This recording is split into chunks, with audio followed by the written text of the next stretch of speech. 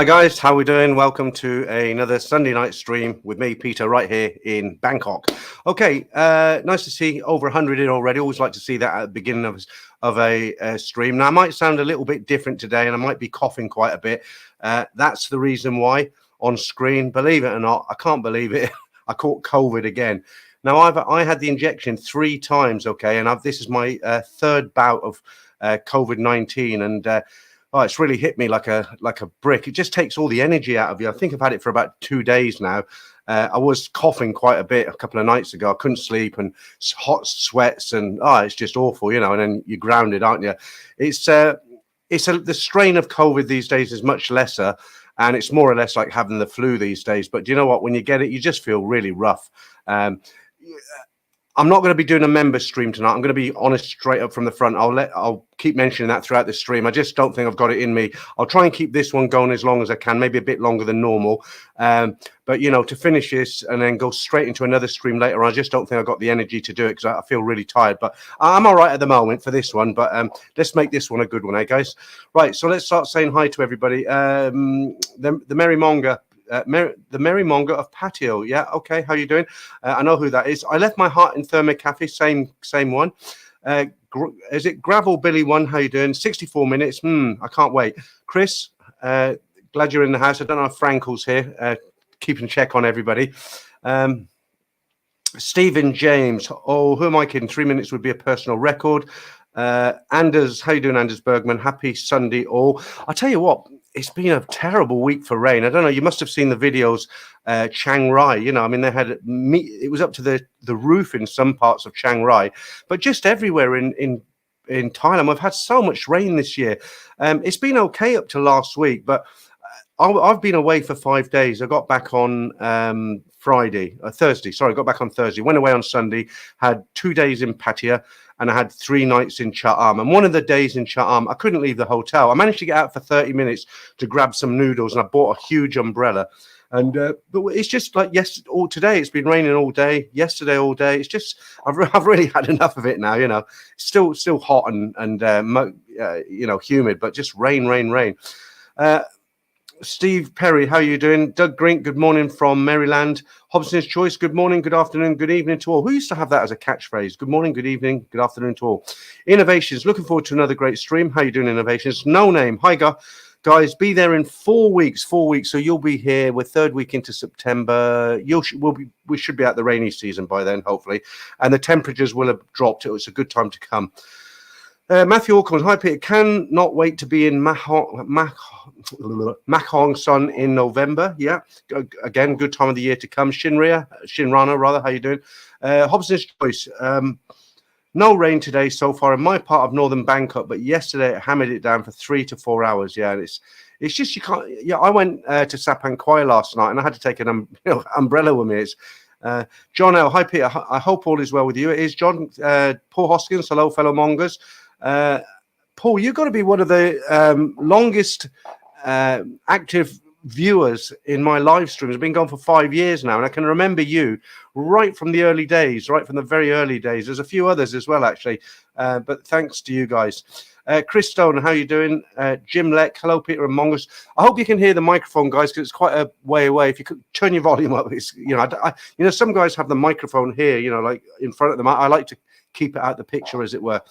And I try to turn the brightness down so my glasses don't reflect. Okay, Jim Leck, hello Peter and Mongers. 2 weeks till I'm back in Thailand. A lot of people coming to Thailand. Be happy, Pat. Hello Peter. You really need to get back to doing every Sunday. Oh, and Monday. It gets a little bit monotonous, Pat. The problem is, I don't know if probably what people don't realize, because I've got 2 streams now, like a member stream and a regular stream. I don't just go live, like press a button and talk for 3 hours. I have to do a lot of preparation. You know, I have to look what the exchange rates are. I go through all the quirky stories so that I can print them. I print stuff out, you know, and it's quite a lot of research. If you want to, you know, not just freeze up on a live stream, you've got to do a lot of research, and to do it every week and to make videos and edit them and everything myself, it's a lot of work. So what I'm trying to do is more live streams now out and about. Like I did one from Benji Kitty Park last week, and that was quite good. I went back to True again. This time I went in Hua Hin because I'm paying for like good internet, and it's great here. Look at the picture. But my phone is it's been lousy, and I went in for the third time, and this time they've upgraded me again to a different package. But it seems good enough now to be able to do live streams. I hope to get out and do some more live streams rather than just sitting in an apartment with a picture behind me there. Damien, how you doing? That time went fast, didn't it, Damien? Evening, Mr. Peter. Hope you are well. With regards, Damien. Yeah, I'm doing okay, Damien, but I have got COVID-19 and I have got a bit of a bad throat. But God, you've been back a week or two already, haven't you? Goes so fast. Wayne Bridge, it rained a little bit today in Bangkok. Aussie rule. It depends where you are in Bangkok, because I've known people to say, is it raining where you are? And they're kind of like 10 miles away, but they're in Bangkok and they said dry as a bone here. And it's been chucking it down here. You know, it's not like Bangkok's just one, it's either raining or it's not. It really does depend on where you are. Bye, Jan. How you doing? Just back from a rainy Siem Reap today, off to Phuket for my first time tomorrow, back to Suwannee Thursday. I think you might find Phuket's rather wet at the moment down there. Last time I looked, they had a lot of floods down there. Franco, they are. Look, you two ought to get a room. Right. Matteo as well. Patio bound on Friday from Brisbane, Australia, getting a condo in Jomtien and an education visa to stay in Thailand long time. Well, good on you. You know, I don't know about where your neck of the woods. What's your name there? Matteo. I don't know what it's like in your neck of the woods, but now in Europe and the UK, it's you know, I'm not slating off the UK because I'm here, because you know I don't normally do that, but it just, you know, we've got this new government in and they're just like messing up the country. You know, they seem to be targeting people who really work hard and the elderly. Jay Willie, how you doing? Parky, good afternoon, Peter. Nice to see you live for a change. I'm normally playing golf on a Sunday. Okay, thank you. 20 Rothmans, another old time viewer there. Hi, Peter. Sunday's depressing as it's back to work tomorrow. My spy in Bangkok says it's rainy and cool. Cool. Yeah. I mean, one of the comments that come back, I've got a Facebook page as well, Thailand bound. Surprise, surprise. I tend to upload a few videos to there, but different videos to what I put up on my regular channel. And people always say the same. If I put up a video where I'm filming the rain or a thunderstorm, they always say, well, I'd much rather be there than, you know, where I am at the moment, even though it's raining there. And I tell you what, the exchange rate's taken a hammering. You know, you look there now, look, the dollar 32.93. It was 36 a month or two ago, as was the UK pound 43 and a few. I missed it. 40, what have we got there? 43 baht and 85 satang. It was when I exchanged, I got 46.80. It's really look, I'll just read something out before I do any more comments. I got this from the I forget where I got this from actually, but I just talking about research. I got this afternoon. It says the baht's biggest surge since 1998. It poses a risk to tourism and exports. The Thai baht has experienced its sharpest rise in 26 years, reaching levels last seen during the 1998 Asian financial crisis. The surge has hampered Thailand's recovery in the tourism and export sectors. Bloomberg News reports, despite continued growth in tourism, the stronger baht may reduce tourist spending power, particularly affecting shopping and accommodation. The vice president of the Tourism Council of Thailand pointed out that the higher exchange rates makes goods and services appear more expensive to foreign tourists. So, yeah, the baht's doing really well at the moment. And, you know, like I keep saying here, when I was here just before COVID, I was getting 38 baht to the pound. I mean, that's dreadful. Let's hope it doesn't sink to that level again. But it is what it is. You can't do nothing about it, can you? Except moan like me. Okay, where were we? Okay, well, Matteo. Parky, good afternoon. Yeah, I've read that, haven't I? Okay, Craig Mitchum, 10 weeks till I'm back in a 12 weeks trip. Good stuff. A lot of people coming out in high season. SEPH, love you, Peter. Thank you. I hope you're female. David Pipe, how are you, David? So David's another viewer I met recently. We had lunch in the Wine Connection. David very kindly treated me to lunch, so thank you again for that, David. Looks nothing like his picture here. Looks completely different, but nice guy. Hopefully meet up again one day, David.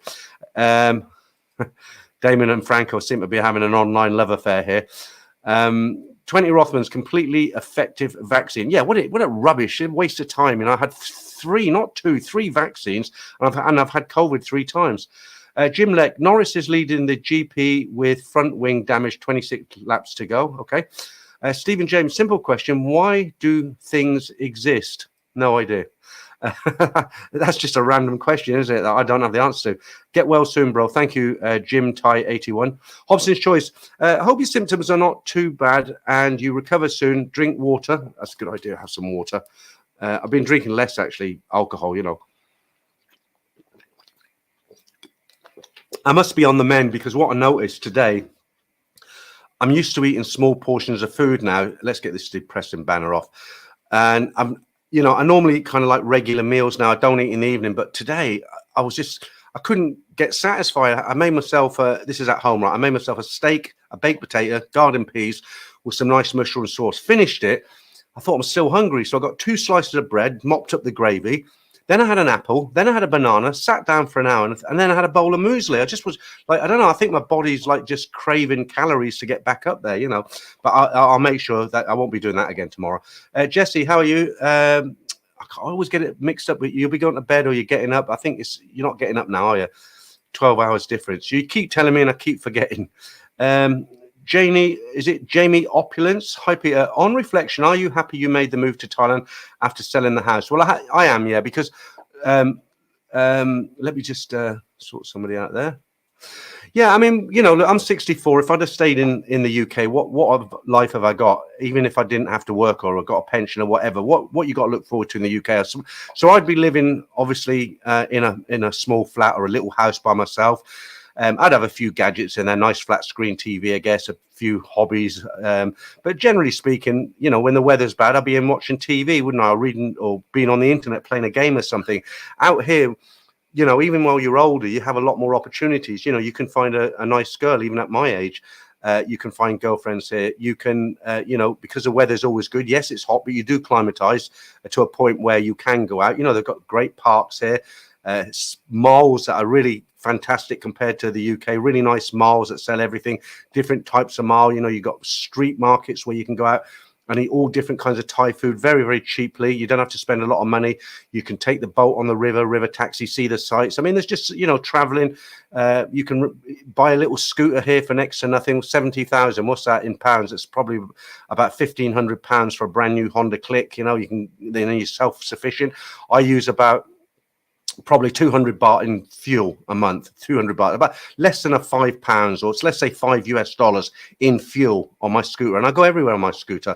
So yeah, I am glad I made the move.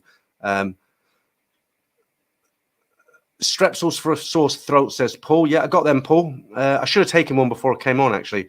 Right, let's move away from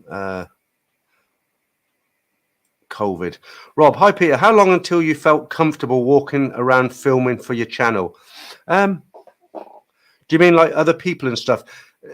Even to this day, I don't feel comfortable when people look at me in a certain way. What I do, you know, the background videos, I film them all myself. You know, there's a lot of sites that have popped up and they just go on the internet and they get these it's called Creative Commons. You can take, if the video's in a section called Creative Commons, you can use it. The owners who shot it give you permission to use it. So what a lot of guys do, they'll go and take like walk around videos that are years old or done maybe 5 years ago, and then they'll tell a story like I do, and you know, and they're trying to make it big, as it were. They don't show their faces and stuff, but I do all my own recording.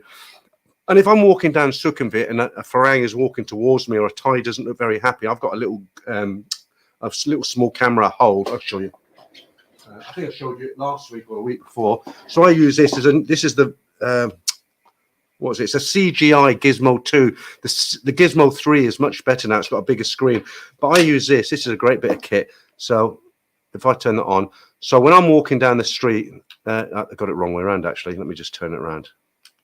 It holds the quality is amazing. All these background videos I take is on this. So let me get it around the right way. Right, so when I'm walking down the street, I just hold that like that, and I'm walking. And if I see somebody coming towards me, I'll move it over, like film the road, or I'll go up like that. So the person, or I'll go to the park there, wherever I am. So the person walking straight to me, if they look like they don't, you know, they don't like a camera in their face, sort of thing, I'll make it obvious that I'm not in their face, and I'll do that. You know, but that's what I use. Tiny little screen, you can't see nothing on it. But the new one, the 3 DJI 3, it has a screen there that kind of pops out, and you can twist it, and you can see a lot more detail. But yeah, you shouldn't have asked me about am I shy about anything to do with YouTube. I'll rab it on like an old woman. I can't stop. So let's put that back because that costs a lot of money. Right. Okay. Right. Miserable coconut. Hope you're better soon. Yeah, me too. Macmillan Nurse One. Hi, Peter. Question from the wife. If you could have gone to live in Thailand sooner, what age would you have gone there? Well, that all depends on money and your family conditions, doesn't it? So if I had no family and money wasn't an option, probably about 30 would have been nice. But most people have to work and they have to have work till they're 60, don't they? Or some people are digital nomads. They come out when they're 40, 50 and they stay out here. I think I came out very late. Remember, I lived here and I had lots of vacations here since 1991 was the first time, but I came to work in 1994 up in Khon Kaen. So I've always been visiting here, but actually settling down to live like I am now as a permanent resident as such. I mean, it's only been 2 years and I was 62. I'm 64 now. I wish, a simple answer to that question. 10 years ago would have been nice, when I was a bit more active than I am now. Not to say I've got one foot in the grave, but you know what I mean. Good question. Shane, thanks for doing the stream, even though you don't feel well. Okay, thanks. Steve Perry, lots of rain around UK. Yeah, well, you expect that, don't you? But you don't expect it in Thailand. I know it's rainy season, but you know what I mean. Ryan, how you doing? Mohammed Hassan too. Good evening, Peter. How you doing? Yeah, nice to see you. Bootney 66, get well soon. Thank you. Hobson's Choice, David Frost. Not sure what that comment means. Seamus Doherty, I haven't seen you in for a while. Hi, Peter. Have you ever been to Colombia? No, I haven't. I've never been. I've been to America, New Orleans, Las Vegas, Miami. Never been south of the border, as they say. Would have liked to have done it. I don't think I'll ever do it now. Deanie-san, how you doing? Gary, I've been watching this channel since 2020. Thank you. Good stuff. Always the usual stories with crazy bar girls. Yeah, there is the odd story. There is the odd positive story that goes in. If you've got any stories, guys, do send them in because I'm always running short now. I've been doing the stories for 5 years, and the next set of stories, the first 3 are brand new stories, but the 4th and the 5th story, to make up the time, they're reruns. Their stories are read out in 2021. It's either that or the video will be shorter, like 10, 15 minutes. And I don't want to have a shorter video because people enjoy listening to them. Paul Hoskin, it needs to rain to chase the pollution away. Yeah. I don't know. Let's have a look. And that's a good point. So let's see what the pollution is. I've got this great app here that I've showed you about today. Let's see what it is in Bangkok today. IQ Air. Give it a second to refresh. Sorry about this, guys. It's the COVID, it gets your nose. Yeah, it must have refreshed. So it's 53 to 50 today, and it's actually green. You can't see it because of the green screen, but it's actually green 50. 50 is very, very good for Bangkok. Excuse me 1 minute, guys. I don't want to snort all night in front of you.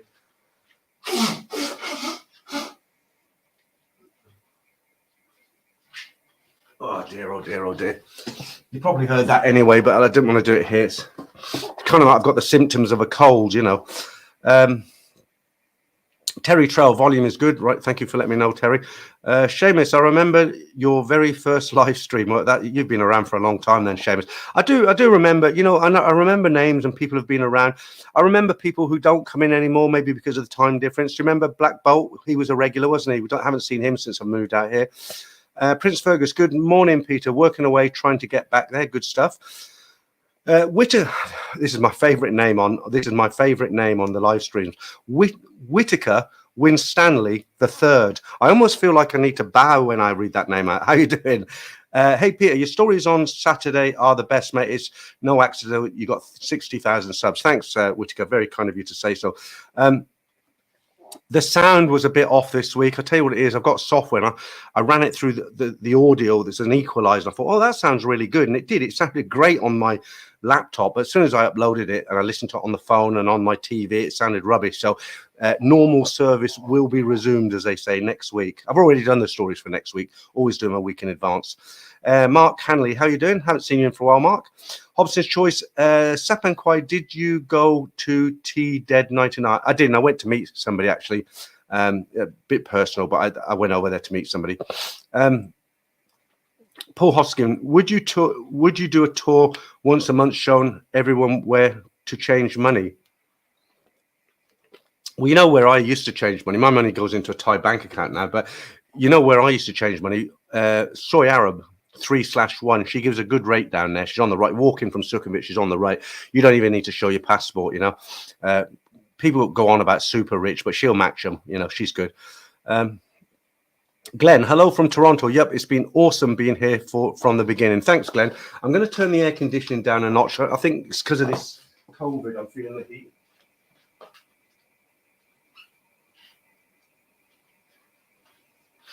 I should have done the live stream from the bed for a joke, you know, just got the bed behind me, just laid in bed and have the cover up to here and have the camera, you know.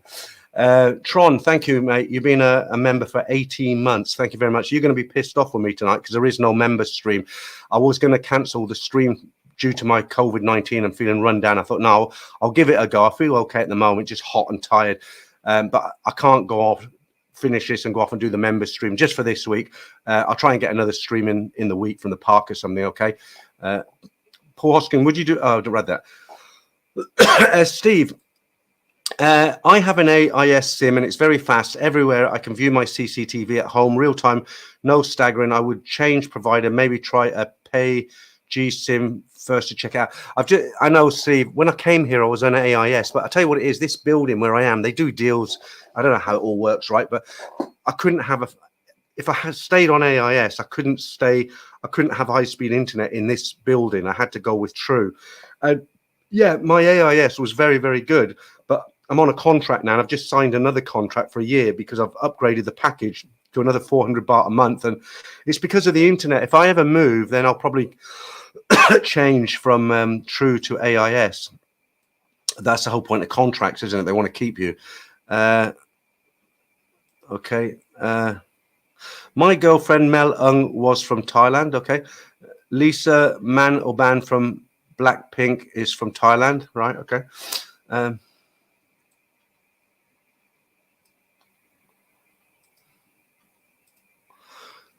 Crocodile Sunday? Just back from 3 weeks visit to Vietnam to see my wife's family. Let's put it up there. To see my wife's family. Rained more or less the whole time. Been watching your channel since 2020. Thank you. Thank you. That's very kind of you. And here's Damon. It says you've been a member for 39 months, Damon. 39 months. That's like, God, what's that, about 4 years or something? Peter, back out in about 6 weeks, 3 nights in Bangkok first, so we'll catch up. Yeah, please, Damon, let me know. Okay, tonight I'll be in this bar. Last time, Damon was supposed to meet up in Bangkok. He sends me a text and says, I'm in this bar. I don't read the text till he sent it like an hour later. I'm standing in the kitchen in my shorts, haven't showered yet. I've got something on the go on the saucepan. Oh, well. We'll definitely meet up this time, Damien. Paul says the bar's going up in time for high season. Okay. They're having a tough time in Pattaya at the moment. Some of the bars I was down in Pattaya recently. I don't go to Walking Street really. But around Treetown and stuff, a lot of the bars are actually suffering. There's always people there, but you can see the empty bars and the bars that are doing well. Dearness, and I just had 2 weeks visit back to the UK after 4.5 years, and I was pleased to get back to England. That's how I used to feel when I went back to sell my house 2 years ago. I thought, God, I hope nothing goes wrong. It was all going through, and I thought I'll be there for a month, and it actually all went through in about 3 weeks' time. Do you remember I put them videos up, and I showed you my garage where I'd been streaming from and stuff, and it went really quick, and I was real happy about that. It's up to you. Good evening, Peter. I wouldn't worry about the weather too much here in England. We have waved goodbye to summer, doom and gloom for 7 months now. You wait till October. It'll be doom for me as well. God knows what that idiot's got stuffed up his sleeve for the budget. We've had hints already.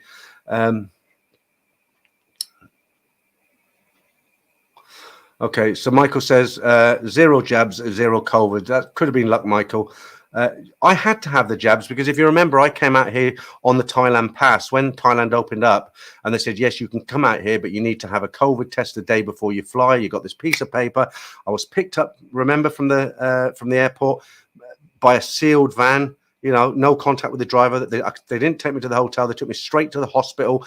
2 nurses came out, slid the door open. They were dressed from head to toe in almost like nuclear war outfits, thing up my nose, off to the Holiday Inn, plastic on the floor. It was brutal, real brutal, but luckily I was negative. And then the day before flying back to the UK, they wouldn't let me on the plane because I was positive. So I caught it here again. Pat, COVID shots just protect our lungs. We still get COVID. I'm at 6 shots and first COVID two months back. Okay, yeah, I haven't got any problem breathing. It's just I had, last time my throat was awful, and it again this time, but not so bad. Right, who haven't I said hello to? Leanne Burns, Con Hua Hin is a place to go to be more relaxed. I was there 3 days ago. I was staying in Chatham, and it is a little bit boring, Chatham. I'll be honest with you. It's a nice place, but you know, when it's raining, you've got the beach, you know, and you can rent a motorbike for about 250 baht a day, and you can explore. But it rained, and I wasn't going to sit in the hotel for a second day, so I went across to Hua Hin. Took me about half an hour drive, and parked up in the Market Village Mall. Had lunch down there. We looked around a few shops and stuff. It killed the afternoon. Went in, sorted my phone with True. That was a bonus, actually. So yeah, I think Hua Hin is a nicer place. Paul says, have you ever gone to Lumpini and had to go on a rowing boat? No, that my days of that sort of thing are gone, Paul. Carl, when you live in Bangkok, I don't understand the question. That's like half a question there, Carl. Right, send it again, but I don't know what you mean by when you live in Bangkok. Do you mean when did I come to Bangkok? Anders Bergman, nice stream today, boys. Thank you. Rainin Blood 123. Did you ever venture into Laos? Haven't been there, no. Mohammed, listen, everybody, we have time. I'm not sure what this is about now. James Hughes, let's put that up there. $253.50 to send 4 pounds of documents to Thailand. Good God, I got bent over the barrel. That was Ups Worldwide Expedient, LA, Bangkok. Also 0621 morning, Sunday here. It's morning, yeah.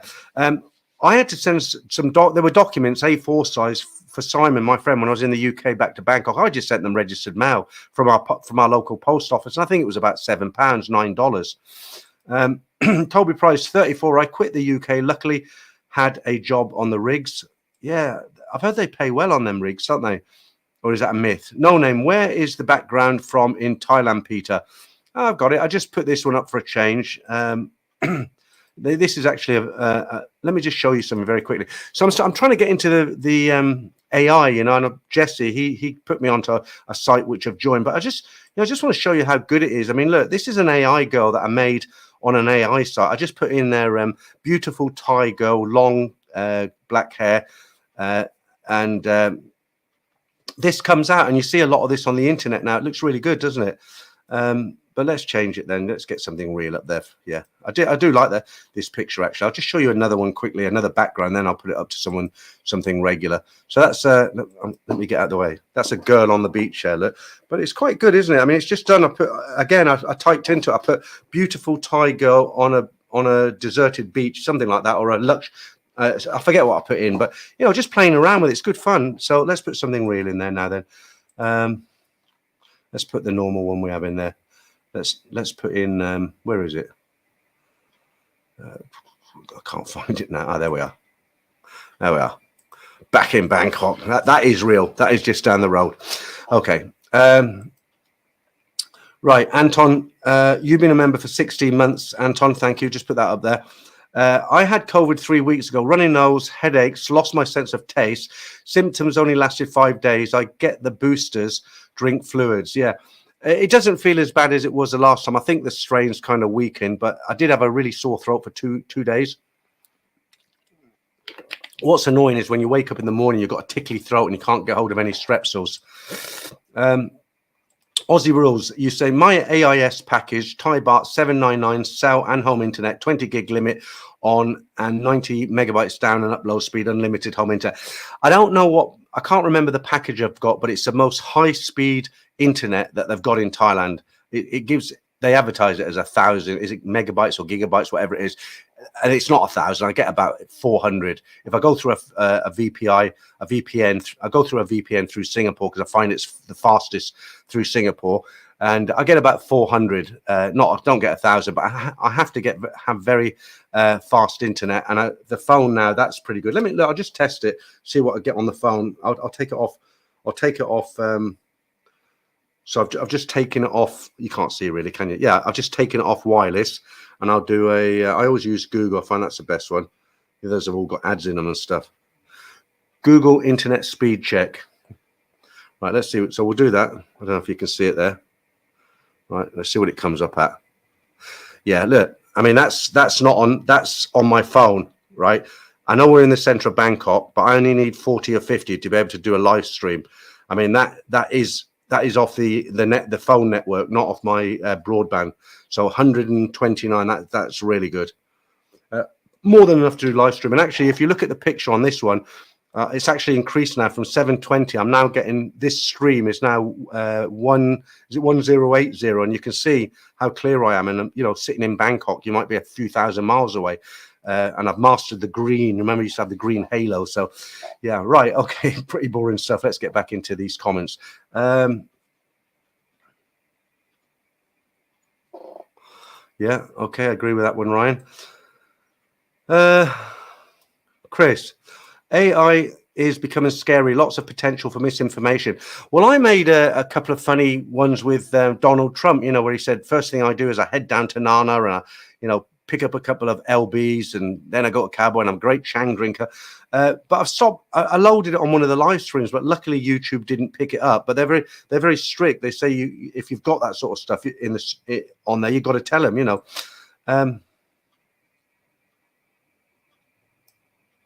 Stephen James says, Carl, I have washed with tap water for 20 years and not been sick. I've actually drank tap water in Bangkok and not got sick. I just forgot because I'd come straight from the UK. You know, we drink it from the taps. And just not thinking, I'm thinking about, right, where am I going tonight? Glass of water. Gulped it down and thought, oh, shit. You know, I'm probably going to have the runs now. And it was fine. Actually, when I make soups or stews or anything that I boil for more than a few minutes, I use tap water. I don't put mineral water in because I boil it and it boils for several minutes. So that kills off everything. Okay, Jesse, you said it's 1,000 megabits is 1 gigabit. I don't know what it is. I download, but that's I know the number only. Steven says, stick with true, especially if you ever travel up country. AIS lags. Okay, I've heard that before as well. I suppose it's the old swings and roundabouts argument, isn't it? You know, true are probably better for some things, like better coverage in some regions, whereas AIS here, yeah, they're really fast and maybe cheaper. I don't know. But I think I'm going to, for the moment, I think I'm going to stick with true because you've seen my internet on the phone there. And also, you know, look at the picture now. So, I mean, I've got no complaints. Let me just put on my my wireless back on in case I forget. No, it's already on. Okay, in case I go over.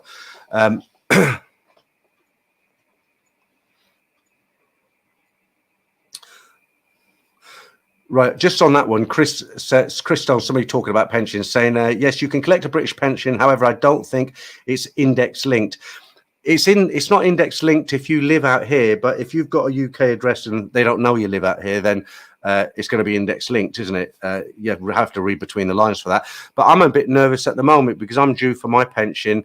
I got it's in Government Gateway in June 2026, in 2 years' time. Now, I didn't pay in for a lot of years. I'm only going to get about £140, £145 a week. It's not enough to live on, but you know, what's that? It's going to be about 25,000 baht a month. Well, it will help, won't it, living out here? But you know, Keir Starmer, they're talking about, you know, raising the pension age from 64 to 71 now. I'd have to wait another, how many years is that? Not 71. How much did he say? It was 5 years. I count 64, 5, 6, 7, 8. I can't remember. But it was 5 years. So that's a worry, you know. Chris, it's the upload that matters when you live stream. Yeah, no, I realize that. I was just giving you a, you know, I was just showing you what the speeds are. What was the upload? I didn't leave it on long enough. 22. But, you know, I gauge it. You're right. It is the uploads. But basically, I know if it's under, it's always the same, isn't it? If it's over 50, I can do a live stream outside. Matthew, I know I'm behind in the comments, guys. Some people complain and say, oh, you should skip through the comments. You're always way behind. But I like to look at everybody's comments, you know, and that's just how I am. Matthew, I see Paddy Doyle is in Tokyo, Japan now. He gets about same as vlogging a dead horse. I met that vlogging a dead horse. I was walking down Soy 8 one night and he was sitting at a bar. And I just seen him. I said, oh, I recognize you. I forget his name now. I called him by his name. I said, I recognize you. I've seen your video when you're in Phuket and stuff. And he says, he said, I recognize you. He said, I used to watch your streams during COVID. He said, you know, funny you bump into these people. Yeah, Paddy Doyle. Yeah, he's one of those guys who goes all over the country. He went all over Thailand, visiting every state in Thailand. He gets out and about, doesn't he? Hobson Choi says, I find DTAC very good and reliable service. Loney, put a hit on the light. Yeah, I'll put that one up there, guys. You can read that. Paul Hoskins says, are you a good cook, Peter? I suppose it depends on who's tasting the food. I think reasonable. Yeah, I do a lot of cooking. I think I am a decent cook, Paul. You know, I don't just like microwave meals or like oven chips or something like that. I mean, I actually cook from raw ingredients. You know, I make spaghetti sauces. I make, you know, some good thick soups, potatoes and carrots and beef or chicken and everything. I do. Yeah, I do. Funny enough, I've just received my air fryer today. I've never used one before. No, what's it called? An air cooker. Air cooker. That's it. Everyone's raves about them, says they're brilliant. So I bought one and it's arrived today. But I'm going to have to watch a few videos on what you can and what you cannot cook in it. Okay,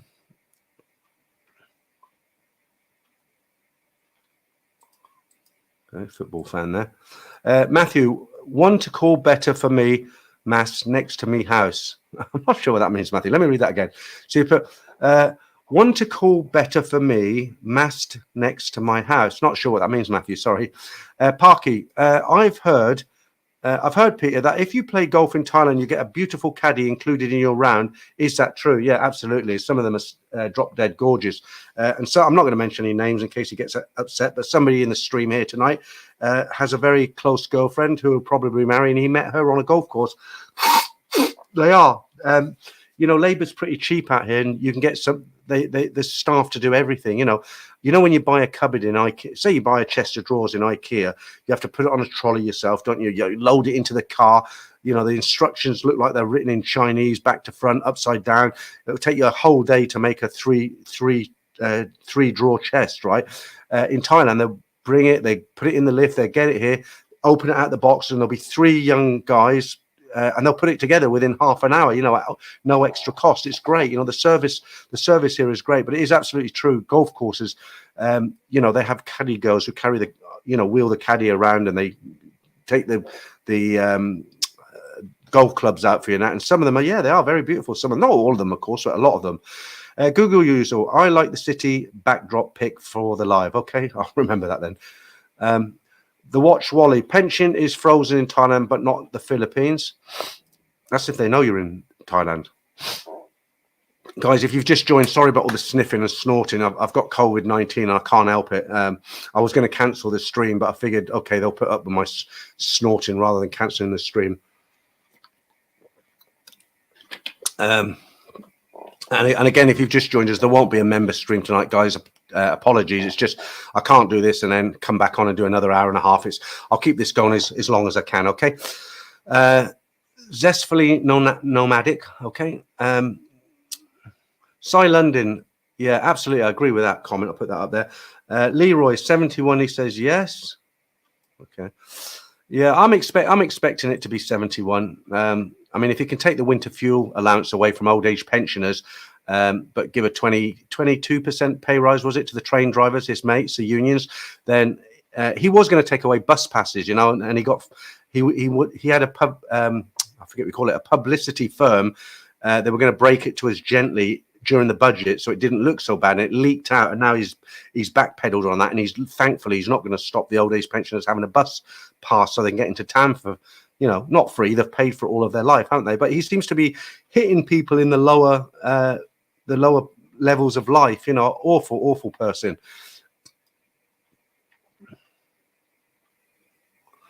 Jesse, Peter, what's your thoughts on the Condo situation I shared with you?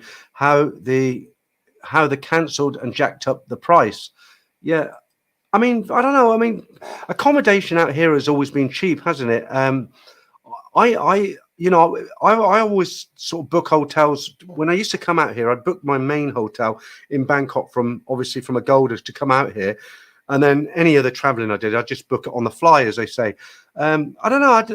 I haven't really put too much thought into it, Jesse. I know the problem you had with yours. You told me about it. I won't mention it all here, but I think it's just down to, so some people here are very, very greedy and some are really great. I mean, I'll tell you a couple of stories, okay? So I might have mentioned this before. So there was a guy, a Swiss guy living here. He has a 1-bedroom flat the same as mine, and he'd been here since before COVID. He was paying 25,000 baht a month for this, a 1-bedroom apartment just like mine. And one day I seen him go, you get to know people when you live in the same building, say hello, good morning. And one day he was in the elevator, the lift, with 2 massive suitcases. And I was like, oh, you're leaving, don't you like it? And he said, I love it here. And I said, well, he said, I'm moving out though. And I said, why? And he says, well, the landlord's, the lease has just come up and the landlord's putting the rent up. And I thought, well, that's to be expected, isn't it? And this is the bad ones, right? And I'll tell you the good one in a minute. And I said to him, oh, okay. So has he, I didn't want to say how much, it's a bit personal, isn't it? So I said, well, how much is he putting the rent up a lot? And he says, yeah. He's putting it up from 25,000 baht a month to 38,000 a baht. And I was like, what? Is he mad? I says, I'd move out as well. And he said the excuse that he gave was, oh, that was COVID prices, but then nobody was moving around in COVID. So there are greedy people here like there is everywhere else who just take the mickey, right? But on the other side of the coin, my landlady, for instance, she's brilliant. Her mother owns this house, but she manages it on her behalf. I pay 20,000 a month. Everyone else pays 25. This is my 2nd year. My lease is up in December, and I've already spoke to her. And she said, well, she will be putting the rent up. And I was thinking, well, I'm paying 20 now. She's a reasonable woman. I'll be paying 25. And I was like, do you know how much it'll go up? She says, yeah, it'll go up to 21. So she's putting it up after 2 years, and it's already undervalued because I'm paying 20 and everyone else is paying 25. Brilliant apartment. And she's putting it up to 21,000. So I'm not going nowhere, very, very lucky. So with regards to your question, Jesse, with the rents and the condos and things, I think it's just potluck who you go with. Some are good and some are bad. Toby Price says the pension in the UK is now nothing. Yeah, and you know what shocked me is the pension that some of the Americans get. I know they get taxed, but I was watching a YouTube channel about an American. He's a post office, a postman, just a regular postman, retired, and he gets like $3,700 a month pension.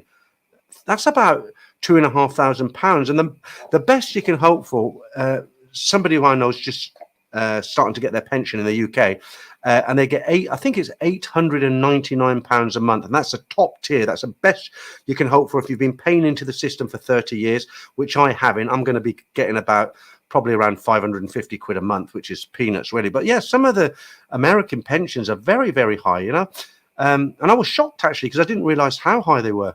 There's guys in the Philippines, I've heard this for years, that they get a state pension and they manage to live, they retire and they live in the Philippines. I'm thinking, well, how can you live on a pension, with all the insurances and the emergencies on just your state pension? But yeah, if you're getting $3,500 a month, damn easy, I'd say, very easy. Okay. Aussie Rose says, I met a French retiree. His French medical insurance is available in Thailand. US Medicare is not available overseas, but Congress rep trying to make Medicare available abroad. Well, if if you've been watching me for a while, I haven't got any insurance. It's not because I've got a cavalier attitude. It's just I can't get them to insure me for any pre-existing conditions. So, I've put money away in the bank for an emergency. God help me if anything happens to me, like happened to Ed Sweeney. I don't know what would happen.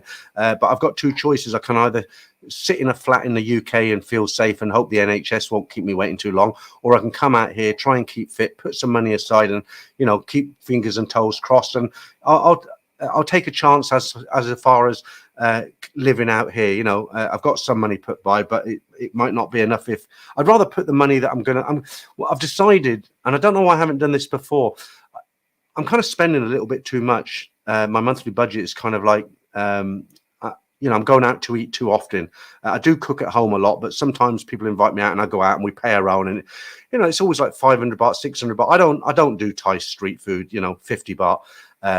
I do eat Thai food, but I do like, because I live here now and I cook a lot myself, I do like to go out sometimes for a pizza or an Indian, or I like Indian stuff like that. But I've just noticed recently I'm spending too much. And somebody said to me, well, why don't you put 10 to 15,000 baht, open up a separate bank account and do a direct debit from your money of 15,000 baht a month, And then when you see what you've got left out your monthly budget, it's going to make you be a bit more frugal, because you're going to think, well, hang on, there's only 2 weeks. There's 2 weeks left of this month, and I'm down to 20,000. I paid my rent and electric and everything, but I've got 20,000. I better watch it now. And I thought, what a good idea. And I thought I could also use that money, that 15,000 a month, towards my medical health. I mean, just to give you an example, let's get the old calculator up here. So 15,000, you can convert the 15,000 your money. You could do 10, 20, whatever you want, but I'm comfortable with 15. So times a year. So if I did that for a year, that's 180,000 baht. If I didn't have to touch it for 5 years, if I didn't get sick, that's 900,000 baht. And if I doubled that to 10 years, if I'm still alive by then, I mean, that's nine. Is that 9 million? No, it can't be 9 million. I've done the sum wrong there. I think it's something like 1.8 million, 1.8 million baht after 10 years. You know, I mean, it just shows you how it accumulates. That, you know, that'd help a lot if you got sick. Martin, good evening, sir. Can't watch Dead Horse since he made that disgusting comment about napalm. Yeah, I know. I've seen it as well. Let's not get into it. I wasn't keen on that, but you know, it's his channel. He does what he wants to do, right? Jesse, that I Show Speed guy is a puss. I Show Speed. What's that? I don't know who that is. Leroy, air fryers are the best thing ever, and I never had one until today. I can't. Dutch Frank, I can't stop snorting because I've got COVID-19. I was going to cancel the stream today and not do one, okay? And I figured if I did the stream and people like the stream, they won't mind me sniffing now and again. So I'm not going to stop sniffing because I can't. So if you want to leave it for this week, I understand, okay? Bernie, is the house wishing you a speedy recovery? Oh, Bernie's in the house. Wishing you a speedy recovery. Foreign exchange rates worrisome for tourists and devastating for already high-priced Thai exports. Yeah, this may dampen high-season tourism numbers. I reckon it will also affect your business, the rice exporting as well, right, Bernie? Craig Mitchum, the caddies are great. I suggest you tip them well. Leroy, did you not pay for the new upgrade COVID? You know, look, guys, you know, if you're coming late, I am sniffing quite a bit. I'm blowing my nose. I've got COVID. I don't want to keep saying it over and over and over, but I've had one complaint just now. Let me just go and have a quick blow. Oh,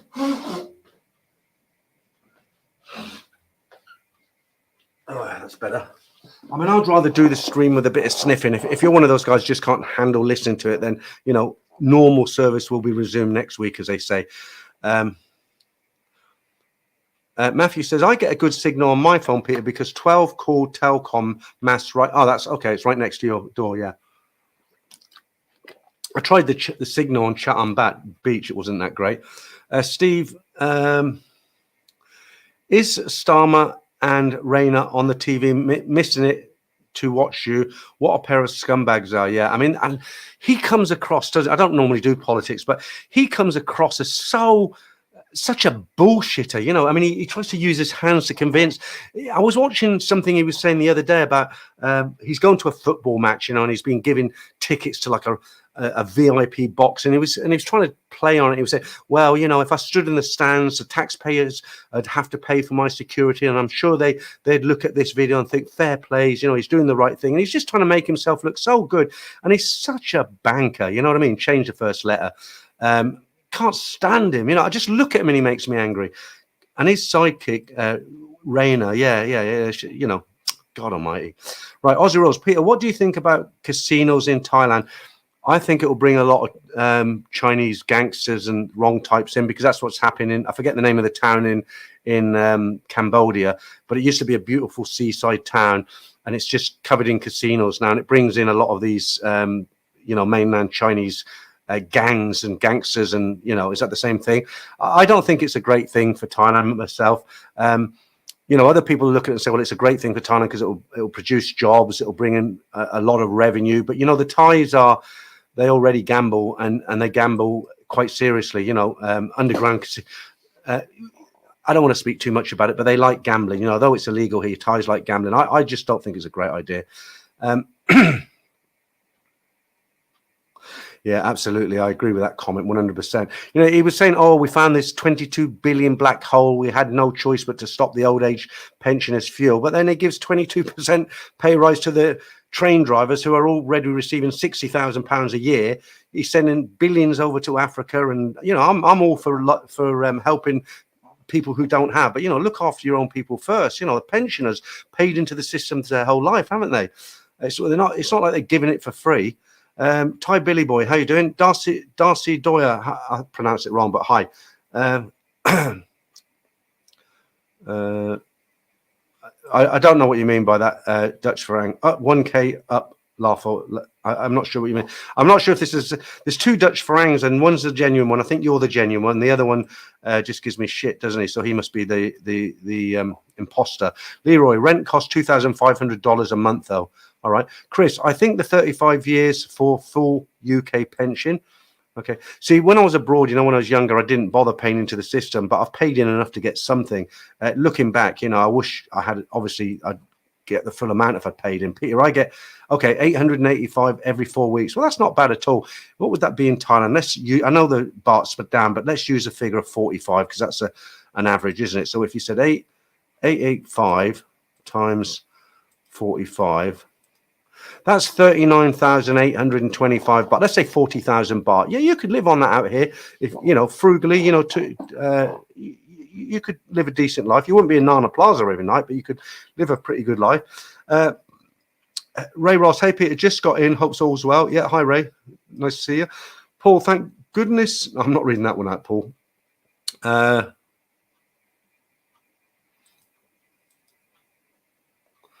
Okay. Aussie Rose, you're saying, bought my condo 20 years ago when I moved from Indonesia to Bangkok. I worked in Indonesia for a while. Bigger 3-bedroom unit, 135 square meters. That's twice, about 70% bigger than this place. No, 170% bigger, not 70%. BTS in front, complex, no rent. Will keep rest of my life as my home. Yeah, well done. I wouldn't buy here myself. I just think I don't want to tie up that kind of money. But if you bought it 20 years ago, fair play. Kev, Peter, if you could put the clocks back, would you have still had the COVID vaccination? No, because it hasn't worked, has it? Well, I had to have it, else I couldn't come to Thailand. I've got a channel called Thailand Bound, you know, so when they opened it up, I had to come, else people would have said, well, why aren't you going to see what's going on there? You know, you're Thailand Bound and you're not going. So I went, didn't I? And did that stream from the stable lodge. Remember that one? But yeah, I mean, if I had a choice and it didn't involve that, I had to have it done, I wouldn't have had them done because they obviously didn't work, did they? But mind you, saying that, I don't know because I've got COVID now, but the symptoms are really mild compared to before. Before it was dreadful, you know. And I got COVID once before people were talking about COVID. I remember one time I thought I had the flu, and I was sleeping all night. Then I'd come down, have something to eat, and I'd fall asleep on the sofa, and I'd sleep all day. And I started to get worried, and I said to my wife at the time, I said, I don't know, something's seriously wrong with me because I'm having a problem breathing. I'm asleep all the time. And I remember one night I woke up, and I'm not exaggerating here, this is in the UK, right? I woke up and I was suffocating. I literally couldn't breathe. And I was like, it woke me up because I couldn't breathe. I don't mean I had difficulty breathing. I mean, I was suffocating. I couldn't get any air. I jumped out of bed and I threw up in the window. And luckily in the UK, you know, it's windy at night most of the time. And I stuck my head out and I managed to fresh air, take it in, and my lungs opened up and I was okay. But this was before there was any mention of COVID. You know, I'd never heard of COVID. And then COVID came along and I looked back and I thought I had COVID. I was one of the early ones. Jay Willie, Peter, us pensioners can be a lot. A retired military officer can be, that's good, isn't it? 80,000 K. That's fantastic. Yeah, really good. That'll be for people who were very high up, spent a whole career in the military though, right? Ray, coming over next month was 2,000 US pension. How much should be the max for rent? 2,000, what you say, 2,000 US. Okay, let's do a quick calculation again. So 2,000, it was 36 baht to the dollar. Let's use 34 because it's 32 at the moment. We'll take the average, right? So 2,000. So how many? 34 to the US dollar. So that's 68,000 US dollars. So I mean, it depends where you're going to live. You know, I would have said absolute maximum 20, but I would try and get something for around 12, 15. But that, you know, you'd have to either live on the outskirts of Bangkok or somewhere else. You know, on that kind of a budget, you're probably better living outside of Bangkok. You'll have to be careful, you know, and don't forget you need money to get your visa and everything. You know, you have to have that money in there, or, you know, be able to sort it out with an agent. It is possible to get cheap rents. You know, I mean, I know Chaham's not for everyone, but I looked at a 2-bedroom house for 5,000 baht a month. So it was all gated. You drive in, there was a carport there. You could leave your car and a motorbike outside. You walk in, there was a bedroom, a lounge, a kind of central room, and then you went into a utility room, which kind of doubled up as a kitchen and a back door to let the, you know, go out to cook or whatever. And 5,000 baht a month. I mean, but it's Chaham, you know, I mean, not everyone wants to live there. Brian, how you doing? Good to see you in the stream. I see all your comments up on Facebook and whatever. I always try to react if I see them. See you there with a nice beer that I'd never heard of the other day. Leroy, how you doing? Robin, the chosen one. Hi, Peter. And fellow mongers, hope you're well, all well this fine Sunday. Apart from having COVID-19, Robin, yep, absolutely fine. Thank you, Dutch Farang. Thank you. Right, Paul Hoskins, do they have electric push bikes in Bangkok? Yeah, it's a big thing here. You see a lot of them. You can buy them off Lazada. I see people going down the street on them, you know. Yeah, they're very big here. Not only Bangkok, all over Thailand. Jonathan C. Hello, Peter. Wish you better. What was the deciding factor on leaving the UK to live in Thailand? So basically, the deciding factor for me was my wife didn't want to live with me anymore. Okay, so we came to an agreement. There was no nastiness involved, and you know, it was for the best. She just we used to argue little arguments a lot. I won't go through the whole thing. I did a 1-hour video about it, but I separated. My wife and myself separated mutually, and I had two choices. I could either just live in the UK, and you know, I had no friends in the UK really, because you know, I'd always worked abroad. Any school friends I'd known.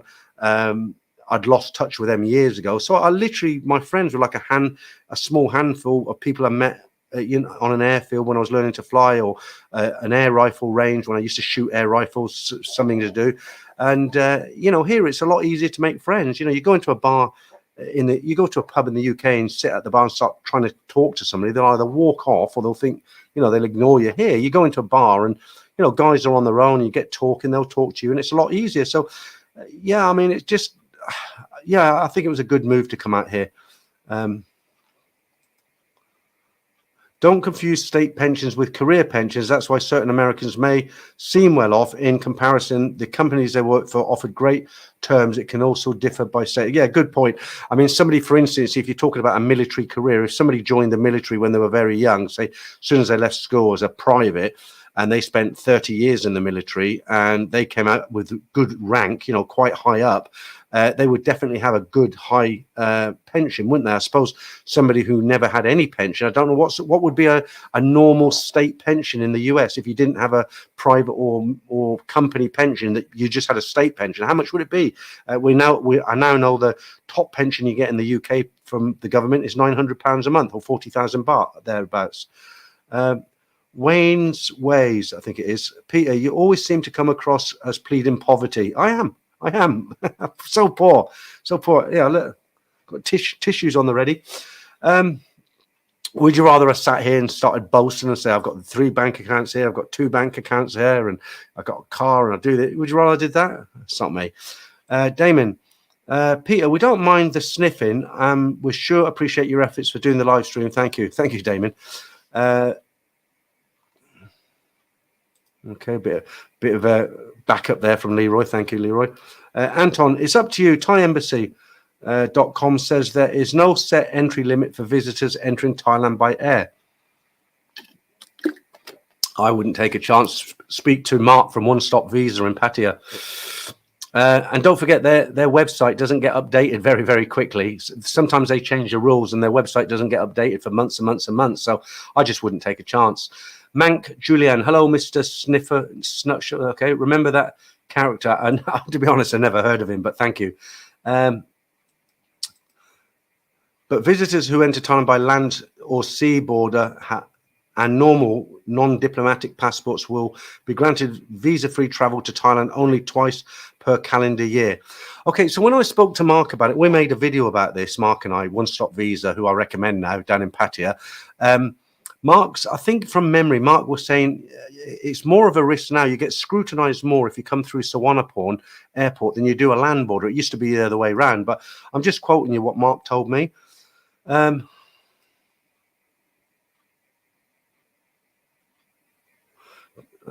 Thanks, Christopher. Yeah, I mean, that's the argument for the casinos that I already mentioned, Leroy. I said that, you know, some people will say it's a good thing because it will create lots of jobs and it will make billions in revenue. But on the darker side of it, you know, it will attract a lot of unscrupulous characters into the country. Dog.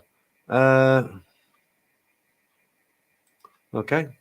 Put that. I won't read it. I'll just let you read it. Jan, how you doing? Is it better to advise the UK government that you are moving abroad? What's the difference if you don't? I can't think of any reason to advise the UK government. I mean, it's not their business for a start, is it? But there's embassies here, so if you have a problem, you can always go to your embassy. But one who I would definitely advise is your banks. They say now it's not really necessary; you don't have to advise them. But I still go into my whatever bank you're with and just tell them, just say, look, I'm going to Thailand for 2 months. If you see transaction in Thailand, it's me, I'm doing them. So they know, otherwise they could block your card and then you've got to phone them, and you know how long it takes for banks to pick up these days. But to tell the government, the UK government, oh no, not at all. I wouldn't bother. Darcy says, I hate all the politicians in the UK, Labour or Tories. Yeah, I mean, you get rid of one bad lot just to replace them with a worse lot.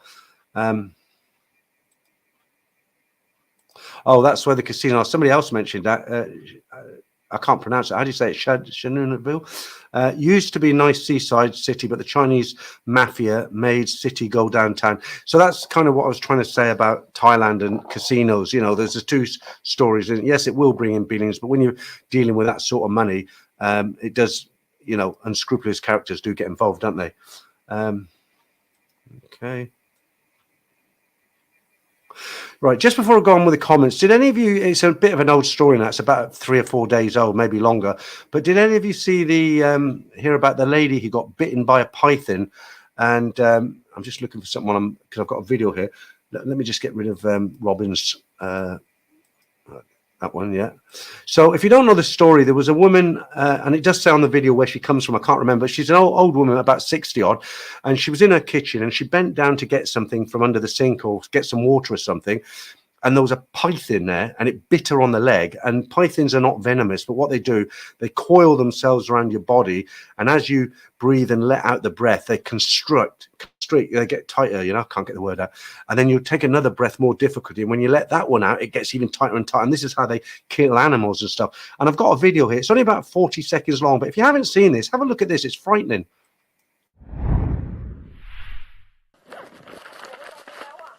Huh?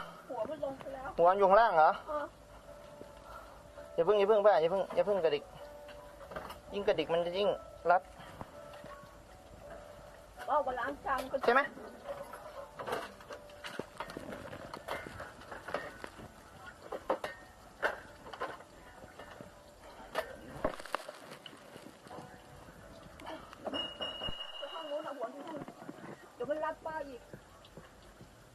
มันรัดเพิ่มไหมหรือยังมันรัดเพิ่มหัวลงไปแล้วอ่ะ I mean, that would have scared me to death. I would have been poking it with a fork or something, but perhaps she did the right thing and just wait for the authorities to get there. But I've actually seen one of them when I lived on Soy 38 years ago. I lived right at the end, and I walked up to the top of the Soy to buy some cigarettes at the time. I smoked back then. And on one side of the street, about halfway down, they knocked down a few houses and some vegetation growing. And as I was walking by, I thought it was a bit of rope across the road. And I thought, who's left that bit of rope? And as I got closer, I could see a snake like that was wrapped around hair. It was about that fat, and its head was like my fist. You know, I just walked around it, you know, but it's terrifying. All right, I want to just read out a story. I mean, some people don't have brains in their heads. Old school, I'm reading it from, typed it out earlier. Okay, so let me put the picture up, then I'll read this.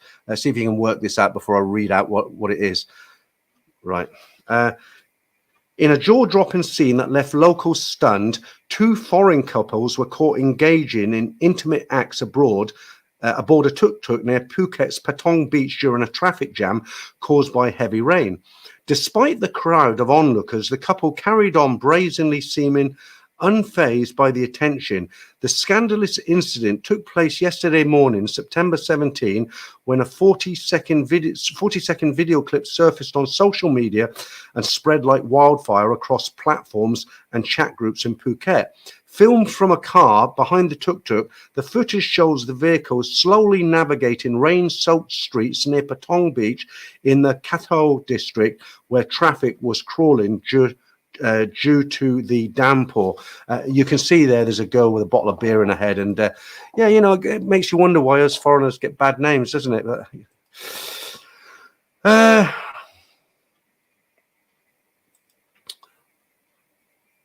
Okay, Leroy says you can get a very nice condo for 300 to 400 a month when you rent long term.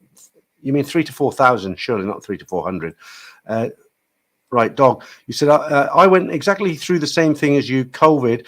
I was one of the first ones being contaminated. I suffocated like 3 or 4 times and had to run to the window as well. I'm glad you said that, because as I was actually telling people that, I thought probably people won't believe me. It seems a bit exaggerated, isn't it? That I woke up suffocating, I couldn't breathe. But it is actually true. And it was frightening, you know, because when you can't get a breath of air and you panic, you know, your heart races because you can't get any air. And, you know, thank God, you know, we live in a country at the time where the wind was strong, and that just backs up what I was saying. Okay, I'll just leave that up there for everyone to read. Right. David, complimented now. Here we go. That's a nice shirt you're wearing, Peter. Is that an MBK cheapo? Looks nice on the video. No, it isn't, David. That's an interesting. Let me tell you about this shirt. Actually, I've got 3 of them. So I used to get some. It's hard for.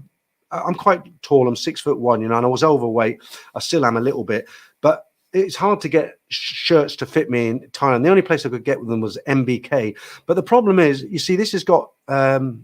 The collar looks great, doesn't it? And this isn't an MBK shirt. The ones you get from eBay, from MBK, they're a thick material.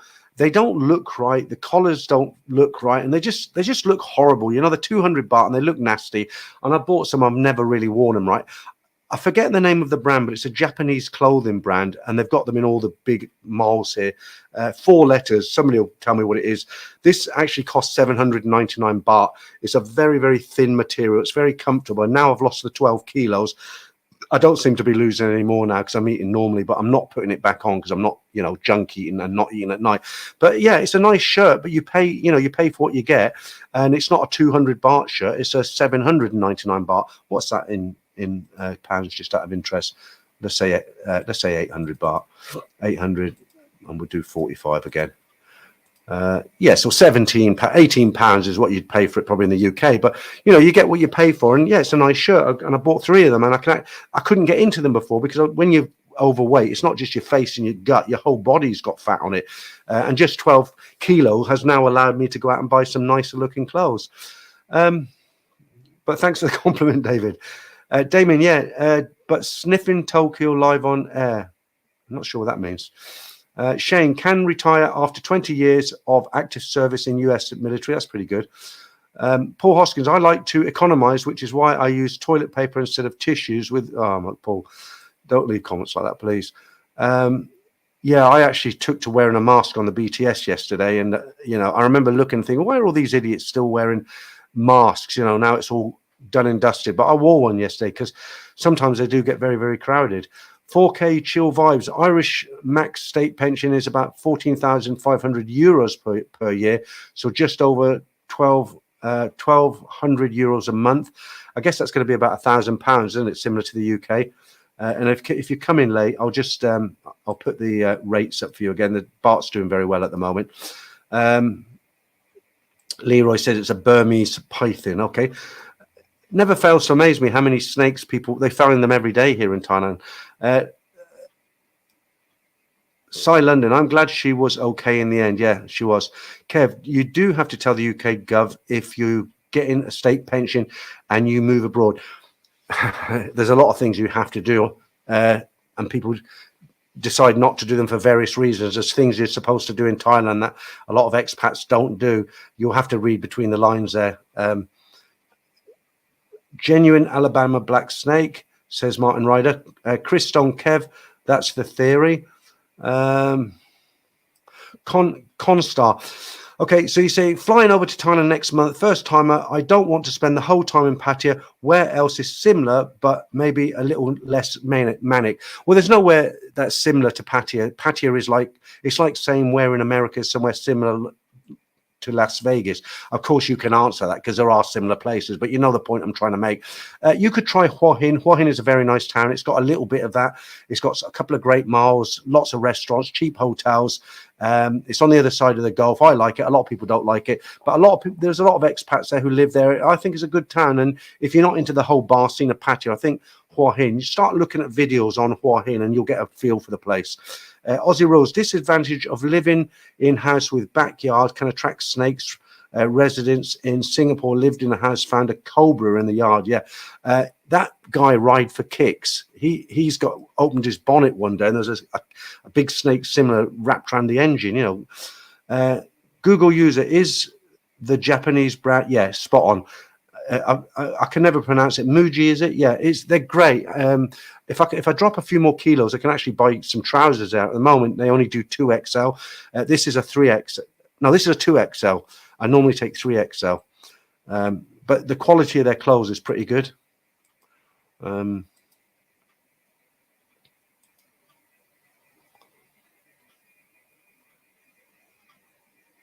Paul, Peter, can you trust taking cash money out of cash points, or what is the best to do?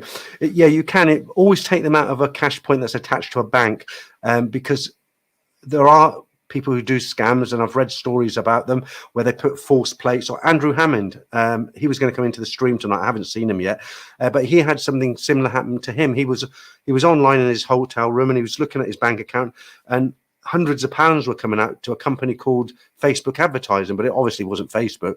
And they took out something like £2,000. I think he got it back in the end, but he used a standalone ATM machine in a quiet area. But if you use the ATM machines that are attached to a bank, and they're all over the place, normally you'll be okay. And obviously you hide your PIN number like you would anywhere. But in answer to your question, yeah, generally, no more dangerous than anywhere else. Right, Paul Jeffels, I once had an unexpected snake incident in Sukhumvit Soi 4.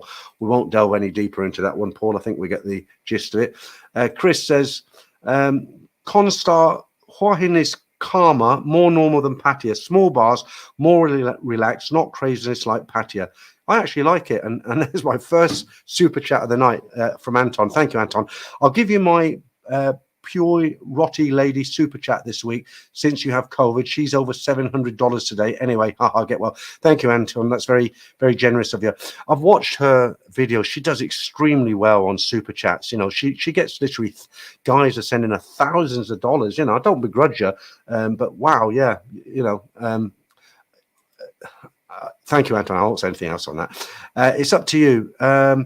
Looked on the Thai Embassy website, entering by air, maximum 3 visits per 6 months or twice per year over land sea. No visa required if on the country list, which the UK is. Well, on that subject, let me just, I'm sure you've heard about this. I've printed this out so I don't make any mistakes. So this story goes, people planning a getaway to Thailand will soon have an extra step to complete before boarding their flight. The Thai government is introducing a mandatory electronic travel authorization, ETA, which must be obtained ahead of travel. The Thai ETA is required for travelers from nearly 100 visa waiver countries, including Australia, New Zealand, the United Kingdom, Canada, the United States, Singapore, China, Hong Kong, and most European nations. It's a system similar to the USA's ESTA, is it ESTA, and the upcoming travel authorization systems in Europe, the UK and Japan, scheduled for a pilot launch by December this year with a full rollout by June 2025. ETA applicants will be processed online via the official Thai e-visa website. So it's another, what you've got to do now when you buy your ticket before you come out here. I haven't seen the information they are going to ask for, but you have to go online and fill out a form before you actually come out here. They probably will not let you into the country if you don't do it. If you forgot, I don't know, would they let you do it at the airport or not? You know, if it is it an instant thing? Okay, I think your name is Sinner, is it? Water monitor lizard activities. Yeah, you see a lot of water, some big ones as well, monitor lizards. Not the ones that are kind of like 3 meters long, but I've seen there's plenty in Benji Kitty Park, a lot of water in there, and you'll see them often. They're about 1 meter long, but they tend to kind of run away from you when you get close to them. You've got the ball rolling now, Anton. Thank you. Someone else has just given me a super chat. I've been going for 1 hour, 17 minutes, and Joyce Roma, thank you very much. May the force be with you, Peter. Really appreciate it. Thanks. Yeah, there's plenty of, and I do appreciate your comments as well, Joyce Roma. I do see them on the Facebook. You know, I do try and at least give a thumbs up or something like that.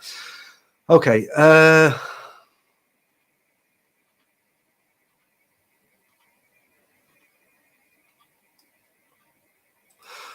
Yes, if you read the question online, the answer is yes, because they pay a lot more. They don't want to negotiate. They are much more polite than we are.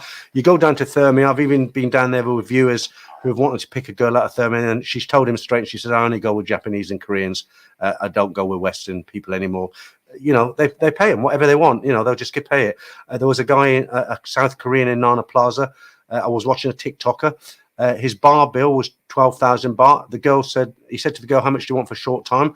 She took a calculator out on her phone, said 13,000. He said, "Oh no, I'm not paying that." So she said 12,000. He said, "Okay, 24,000 for a few drinks and short time." So yeah, why would she want to go with, you know?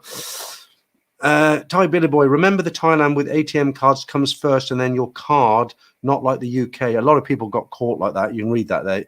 You know, in the UK or a lot of other countries, when you've done your transaction on the ATM machine, what happens is the card comes out first and then you wait and you get your money. Well, here your money comes out and then you get your card. And because you're in that cycle of how you normally do it, some people, they grab the money, put it in the wallet and they go an hour down the road and they think, shit, I've left my card, and it's sucked back into the machine. Then you've lost it.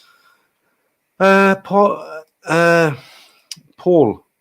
Pablo, sorry to ask another question on ATMs. Do you get the rates from bank ATMs? Yeah, whatever the bank's rate is, that's what you'll get. But what's more important, remember, when you use an ATM, you get charged 220 baht per transaction. So there's no point in going to an ATM and taking out 2,000 baht every day, because you'll get charged whatever that is times 7 for the week. If you come here and you're relying on ATMs, just take out 30,000 baht, put 25,000 in your safe, and take 5 out at a time, and then you've got that one charge of 220,000.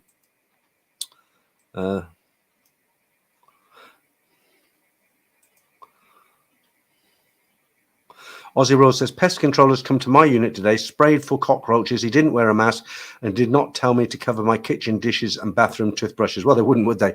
But that's one thing I like about this building here. Sometimes I'll hear like, it sounds like it's an engine. It sounds like a small compressor or something. I'm not too high up, you know, and I hear this engine. I think, what's that? I look out the window and a guy, he got a tank strapped to his back with some kind of an engine, and he's spraying, and they spray for it's good. It stops them coming into the apartments. In this apartment, touch wood, 2 years now, I've seen one cockroach, which was tiny, that came out from behind the mirror in the bathroom. And that's the only one I've ever seen. I'm very careful with food and stuff. I don't leave food laying around. And I don't think there's cockroaches in the building anyway. It's one, I sprayed behind the mirror and stuff. No others fell out. Mitchell Mad 67. If you're receiving an Australian disability pension, you are flagged by customs when you leave. And if you are away for more than 28 days, your pension stops until you come back through customs. Wow, that's really strict. So how it works in the UK, I don't know. I don't think they flag you when you go out. I hope they don't anyway. You'll get your pension, but if you live abroad, it will just never go up. There's a woman living in Spain who's been out there for years. She gets £250 a month, because that's what it was when she went out to Spain, and it never rises. You're not index linked or anything like that.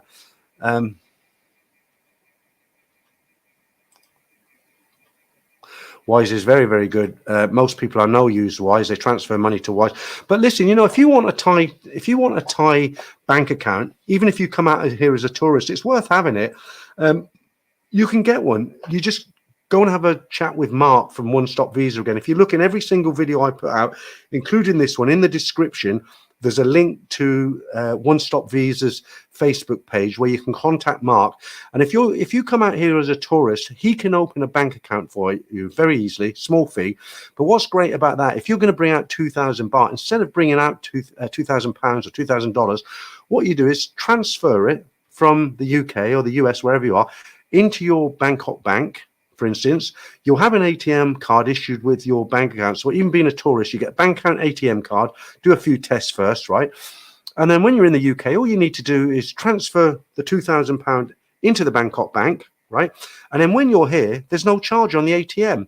As long as the account's opened in Bangkok, if it's opened in Pattaya, for instance, even the same bank, then you will get charged 20 baht every time I use it in Bangkok, which isn't the end of the world. 20 baht it's not even £1, as opposed to 220 baht, which is £4.20, £4.40, right?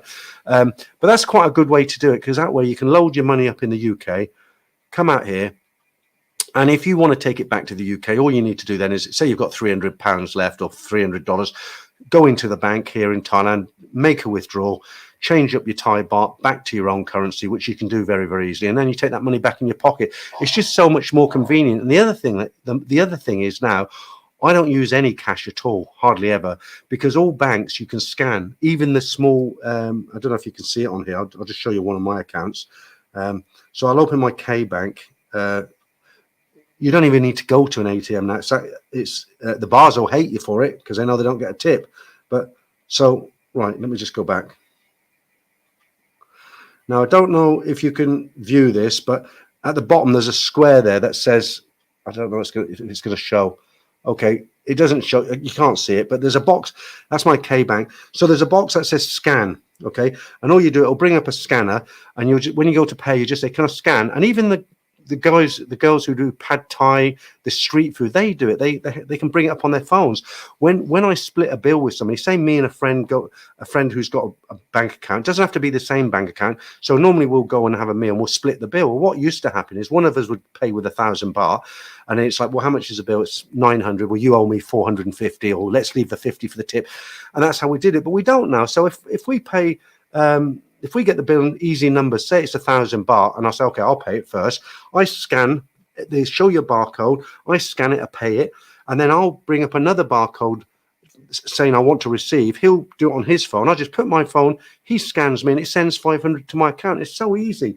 So I'm rambling a bit now, but the point is, if you open up a Thai bank account, even if you don't live here, send the money out here. Then when you go out and about, all the bars, Nana, Cowboy, little bars, doesn't matter if it's a small town by the beach, every time you pay, you just say, I want to scan, it'll just deduct it from your bank. It's just so much easier. But the bars hate it, Nana, Cowboy, because, you know, normally when you pay cash, you'll leave the coins, and they know now when you scan, you don't leave any tip, right, unless you want to.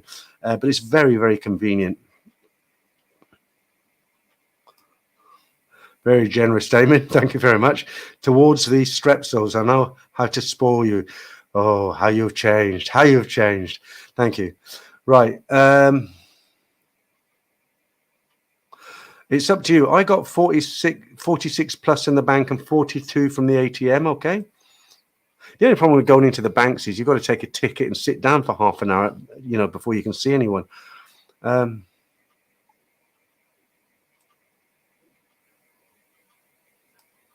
I'm just smiling, Damien. I'm just, you know what I'm thinking, don't you? Yeah. Okay. Good question, Park. You say any news, Peter, on the Thais coming to the UK for 30 days without a visa?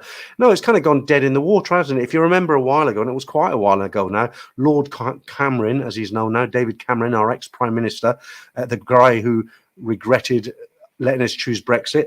I forgot who he met with here, but they decided that they were going to let Thai people into the UK just on a 30-day exempt visa, like we come to Thailand, you know. And it was they'd actually approved it, but it hadn't gone to the Royal Gazette, and I haven't heard anything about it. I haven't read anything about it. I don't know what's happening.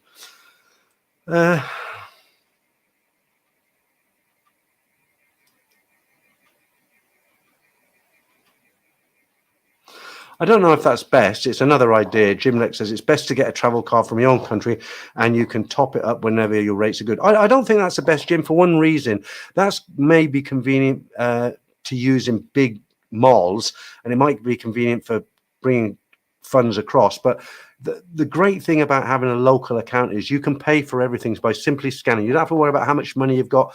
Maybe you still pay taxi. I'm sure they'll scan, but I've never tried. I always carry a little bit of cash with me because, you know, sometimes if I'm in a restaurant and the waitress has really looked after us and do a good job, I'll leave a 50 baht or 100 baht. You know, I'm not mean. But generally speaking, if I go to 7-Eleven, I use, I forgot again, I told you last week what it was, True Money wallet. I use a card for the BTS. I use a card for the MRT, which I top up, and I scan everything else for the bank. So, you know, in Thailand now, you don't need to use cash, not even as a tourist. Expat lifestyle. I've been having a lovely time here in the Philippines, but I'm excited to visit Hua Hin. Has it changed much in the last few years? Your original videos made it look very relaxed. The way it's changed is there's a lot more bars have opened up. There's some more. There used to be two main areas. There was Soy 8, I think it was 88 or Soy 80, a bit like Soy Cowboy, but not go-go bars, just regular bars. Then you had Soy Bintabat near the Hilton. It was kind of a square of 4 streets, which was very good. But now Soy 94, you've got a load of bars have popped up. You've got another place going towards the night market, and they don't have enough customers to fill them. So you go out and a lot of these bars are empty. But it hasn't changed a great deal. It's still a very nice place. You'll notice the overhead high-speed rail link is now, it's up. It's not running, but all the infrastructure's there. They've got a brand new railway station in Hua Hin, about 8 times the size of the original one, elevated for the high-speed train that runs from Malaysia all the way down to from China all the way down to Malaysia. Expat lifestyle. I've been having a lovely time here. I've just read that, haven't I? Right, Aussie rules. Can one-stop visa arrange retirement visa on bank accounts if you live in Bangkok or only if you live in Pattaya? No, I live in Bangkok and I use Mark for all my stuff. He's very good, very good. I don't want to say too much here in the public forum of the things he can do, but there's not much he can't do, put it that way. You're better off contacting him directly. But in answer to your question, yes, you can live anywhere in the country. In fact, he has guys who live in the sticks up in Isan, and what he does, he posts the passport back to them. And I said, isn't that dangerous? And he said, I've never had one go missing in however many years it was. I can't remember. Innovations, thank you very much for that, mate. Thanks for not cancelling today's stream. Continue to feel better. Thanks a lot. I appreciate that. Where were we?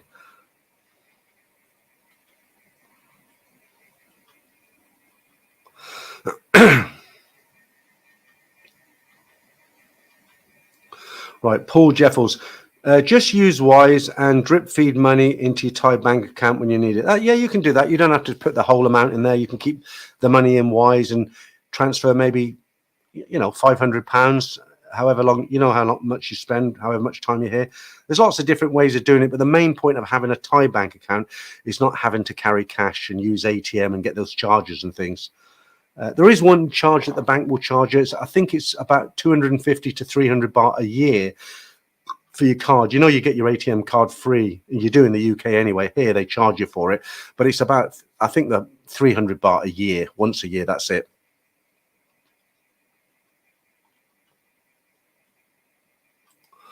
Yeah.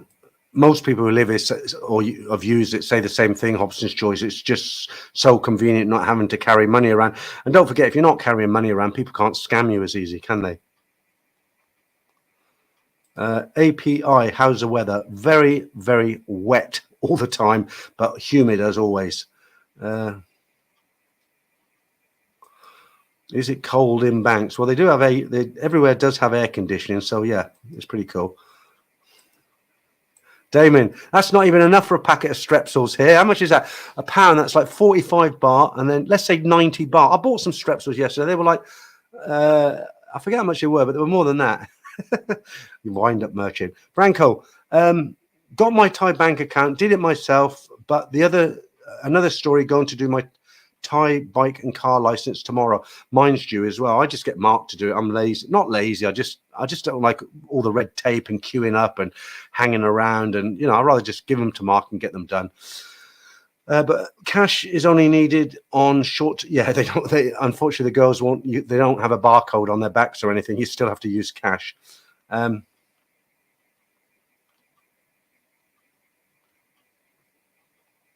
Is that right, Franco? You'd have more experience than me. Cy London, I think a cashless society is a bad thing. Well, that's the difference here. You see, it's not a cashless society. A lot of people still use cash. Cash is still very much the thing in Thai society. But as an option, if you don't want to use cash and you like the convenience of paying by scanning and cards, you have it. It's not forced upon you. It's not like the UK where they want to ram everything down your throat and force you and look after you and be the nanny state. Here, they give you the choice. If you want to use cash, use cash. If you want to scan, scan. It's up to you. And that's one of the things I like here.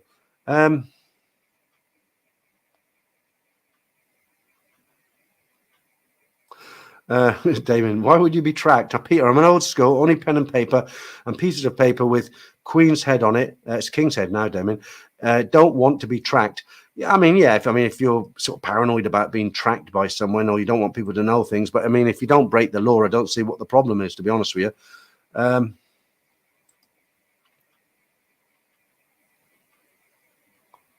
Okay, Steve says can pay girls. Yeah, I suppose you can because they've got the scan facility on their phone. So if you say to them, I want to go, but I haven't got any cash, can I scan? Then yeah, I guess the answer to that, they're going to say yes, aren't they? Brian, Damien King's head now. Okay. More than like, how can you not love queuing, Peter? It's a national pastime. 2 years in Thailand and you're already changed. No, I've always been like that. I'll tell you a little story. Just want to have another gulp on this and a snort. I used to wind my wife up. I'm not surprised she wanted to divorce me. I'm so impatient. So what would happen on a Friday? We'd decide to have fish and chips. I'd go out in the car to get them. And, Friday is the fish and chip day in Bangkok, isn't it? And let me just say thank you very quickly to Constar PLN 25. Let's get this man I can't see what the picture is. We all benefit from his knowledge. If nothing else, he's reminding us not to kiss ladies with CVD, keeping up the great work. Okay, thank you for that. I do very much appreciate it. So, it used to wind my wife up because I was so impatient. So I'd go to a fish and chip shop on Saturday, say 6 o'clock, and there'd be a queue of 7 there. And I'd be in the car. I think, no, I'm not going to wait in there for 7 people. And I go to the next one. Same thing. There'd be 5 people. And I think, no, I'm not waiting for them. And I'd go to like 4 fish and chip shops and come back empty-handed. And I said, we'll order pizza. And she'd be like, why? And I said, and she used to go, I don't blame her. Looking back on it, it was pathetic, really. I should have just waited in the queue for 10 minutes and got the fish and chips, but I didn't want to. And I'd drive around, for probably 45 minutes and then go back empty-handed. Terrible. Don't blame her for, letting me go, as it were. Steve, API bus station, Egamaya to Pattaya direct. Yeah, 131 baht. But I've heard, I haven't had it confirmed, I've heard they're actually closing that bus station, the bus station at Egamaya, which is very convenient because you can get to it from Nana BTS. I've heard they are closing it. I've used it several times to go down to Pattaya before I had my car. I want to do Pattaya on my scooter, it's a 2-hour journey. And I know I'm 64 and stuff, but I just fancy doing it. 2 hours isn't, it's actually more than 2 hours because you're not on the main tollway. Maybe 3 hours if you didn't stop. And of course I will stop. So let's say 4 hours, but I just want to do it to say I've done it once. But at the moment, there's no way I'm going to do it in the rainy season. When you see some of these downpours we have, and sometimes they go on for hours, there's no way I'm going to ride back in that. Bernie, about 6 months ago, we were discussing the impossibility of tourists opening up a Thai bank. Very true. What changed so suddenly? And are the Thai banks compelled to advise and report to your home bank? No, I don't think so. I don't think they're linked like that. What's changed is some people have taken on a challenge because, I've said you couldn't do it. You couldn't open up a bank. And then people like One Stop Visa have offered the service and said, yeah, we can do it for you. And then other people have thought, well, I wonder if I could do it myself. And they've jumped through a lot of hoops, but eventually they've had it done. But you know what it's like in Thailand. You can go to one bank and they'll say, no, you can't do it. You go to another bank, no, you can't do it. You go to another bank and they'll say, yeah, you can do it, but we need these documents. Another bank will say, well, we don't need those documents, but we need, you know, there's never any consistency. But it is possible now, Bernie. That's all I'm saying. So it's, I've got 2 bank accounts now. I'm going to open up a third one for savings.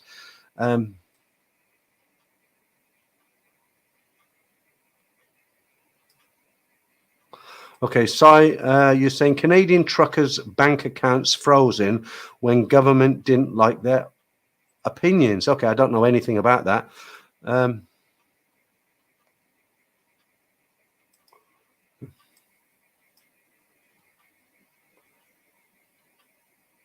Right, more than like, sorry, Peter, I didn't mean to bring up old memories. We have the best fish and chip shops around. Yeah, but there are queues are sometimes into the street, especially on a Friday in the UK. But do you know what was a bit embarrassing?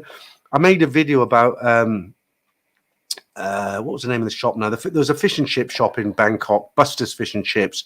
And I made a video about it. I went there and I had fish and chips and I interviewed the owner, and 2 weeks later he went out of business and closed down. And people, I kept getting I still get line messages from people or emails that say, hey, I went to that fish and chip shop and I live in wherever it is. And I got there and I was starving. It was closed, you know. API says, are bank accounts insured in Thailand? They are. It's similar to the UK up to a certain figure. I don't know what the figure is, but you can look it up on Google. But they are insured up to a certain amount. General Umbongo Ambassi Yobo. Okay, coming to Patio for the second time, but this time in May. Any idea how wet it might be in May? You're into the rainy season. The rainy season will start around April. End of March, April, something like that. Then it goes through right through till October. So you're in the rainy season, but don't worry about it. It doesn't rain like every minute of the day, every single day.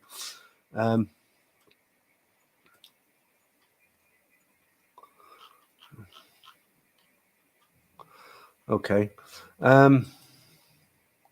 Paul, you said, you mentioned you're going to open a savings account in Thailand. Just curious, what is interest rates on savings? Well, they all varied, and it's funny you should say that, because I've got $1 million baht put away for health. This is to do with this question, okay? $1 million baht is about £25,000. Now, that's not a lot of money to cover you if you get seriously ill. It will cover a heart attack, it will cover a stroke, which they won't insure me for. So, you know, I'm not a wealthy man, as the other guy said. You know, you come across as you're in poverty. I'm not in poverty, but I'm not a wealthy man.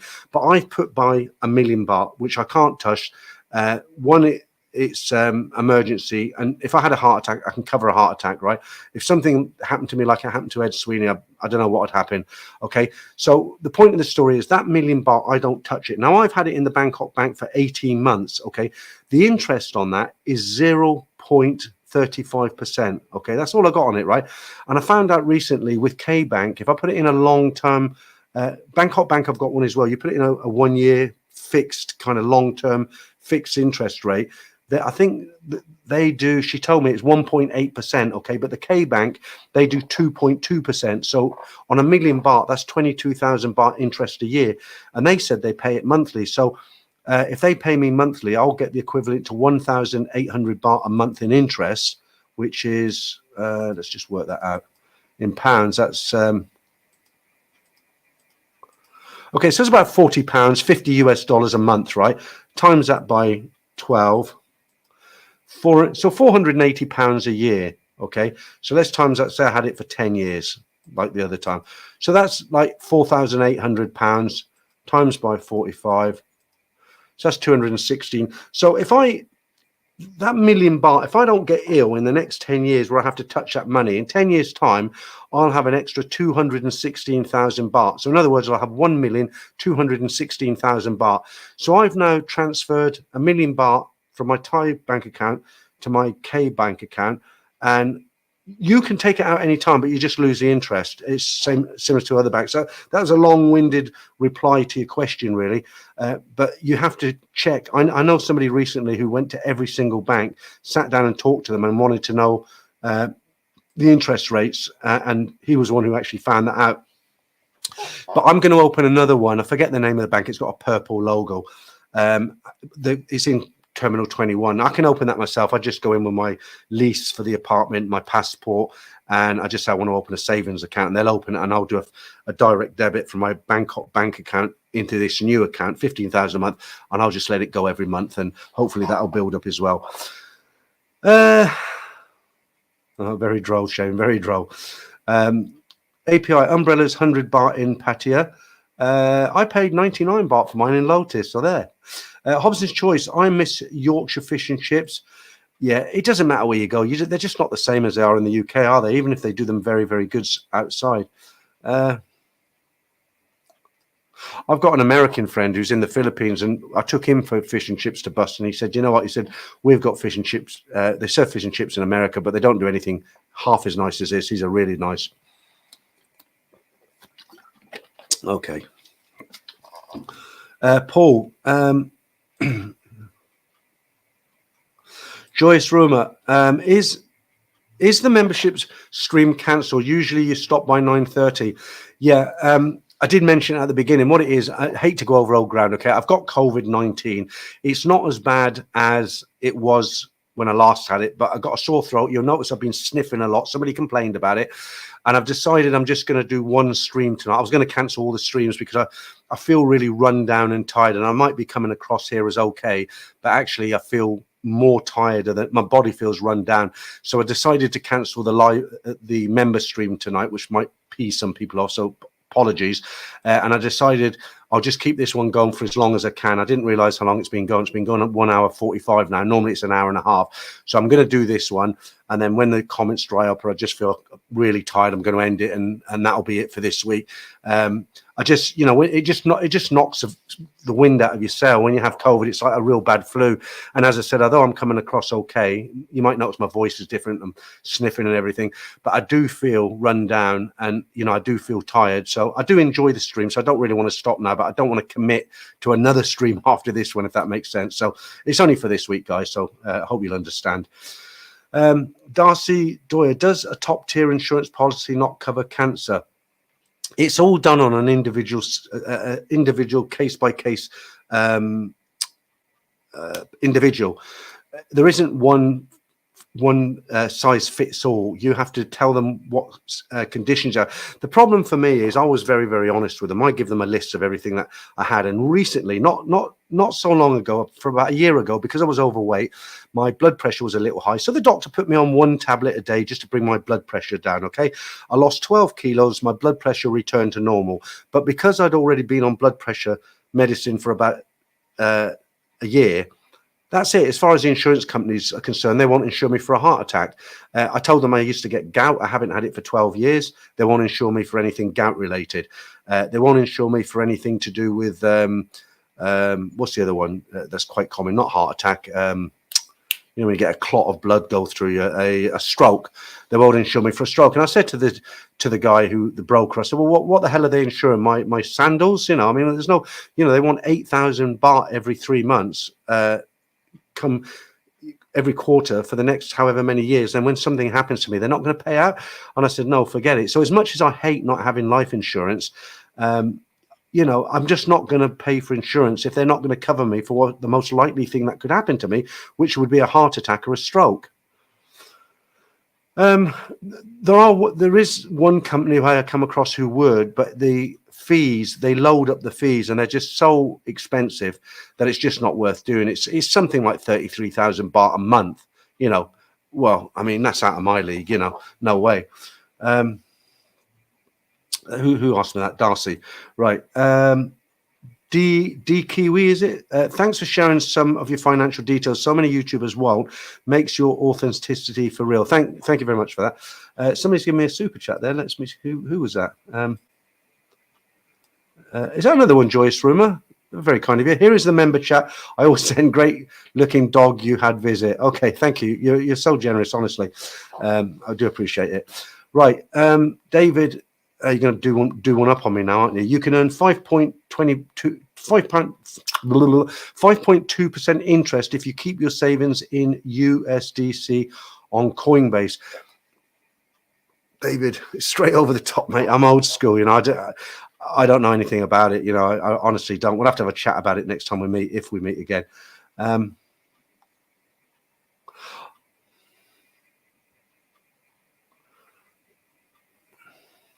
Chris, it will be more than that interest in baht because of compound. Yeah, absolutely. That's a good point. Compounding. So yeah, it's 22,000, but then the second year, if it was, let's use a figure of 22,000, so it will be 1,022,000. So the following year, I'll be interest on 1,022,000, and that'll be 1,044,000 with a compounding, and then that'll, yeah, great, a good point. Dip Life, hi, yeah. So after 10 years, I see where you're getting at with that one, right? Dip Life, hi Peter. Are prices in Hua Hin more reasonable than Bangkok for tourists, especially during the peak season? Yeah, they are a lot. I mean, everywhere is. Bangkok, I don't want to get into this argument about Bangkok's expensive, because every time I say Bangkok's expensive, I get people come back and say, no, it's not. Just for example, if you can compare Bangkok to your own country, Bangkok is definitely cheap. Okay, it definitely is, right? For things like taxis, public transport, you can get a taxi from Bangkok to Pattaya for, I don't know, 1,300 baht. What's that? That's like £25, $28. Well, that sort of a journey in the UK, it cost you about 110, 120 pounds, 5,000 baht. So it's cheap compared to your own country. But if you talk about entertainment wise, I'll give you an example. I went to the Golden Ferret in Pattaya, and I had an full English breakfast. Okay, 2 slices of toast, a mug of tea, the works, you know, sausage, bacon, beans, the normal sort of setup. Okay, 140 baht. No, sorry, 190 baht. Well, that in Bangkok, you'd pay 300 baht just for the breakfast. You'd pay another 90 baht for the cup of tea, and you'd pay 50 baht for the toast. Or you might get the toast free with it, but you definitely wouldn't get the tea or coffee. Not many places do. There'll always be people come back and say, oh, I go to a little place that's off some side street, off some soy that no one's heard of, and I get breakfast for like 90 baht. But it's, you know, you'll always get those people come back at you. But generally speaking, places like Pattaya and Hua Hin, yeah, you know, a beer in these places, you can pick up a beer for kind of 50, 60 baht, whereas in Bangkok, most of the entertainment bars in the center, you know, around the tourist areas, you're looking at 140 to 180 baht. Meals, again, yeah, you can eat much cheaper. So yeah, definitely, it's a good option. And of course, rents are so much cheaper. I looked at a 1-bedroom apartment in Hua Hin, real nice. It was 12,000 baht a month, compared to you would have paid 25,000 here for it. So yeah. No rainy season inside the parlor. Okay. Bernie, an immigration officer advised me they are not looking for red flag business and fast tourists who go from Bangkok to Vietnam and back, short visits to Cambodia or to Philly and return. I remember you mentioned that. Yeah.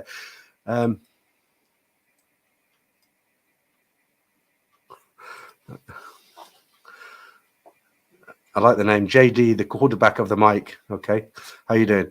Hobson's Choice, didn't know Cassicorn did that rate. Yeah, they do. But it's like I say, that's their 1-year fixed rate. It's actually called the seniors account, but you've got to have a minimum of $1 million in there. So the money goes up in tiers. So the more you put in, the more interest you get. So for instance, if you had 2 million in there, I think it goes up to 3%. And if you had 5 million, it probably goes up to 4.5%. But I can't put that much in there, not tie it up anyway. Under $1 million, you're not going to get 2.2% from anybody in Thailand. That's the one. Ricardo says the bank with the purple logo is SCB, Siam Commercial Bank. And I know 100% that's the one, because I remember they've got 3. I can see the sign now. It's 3 white letters and a purple background. That's the one. And it's in the basement where the food court is in Terminal 21. That's the only reason I'm joining, because the one I joined myself, the K Bank, is in Lotus on Rama 4. And the Bangkok Bank is the one that Mark got open for me down there in Bangkok. Jesse, just have a quick swipe on this.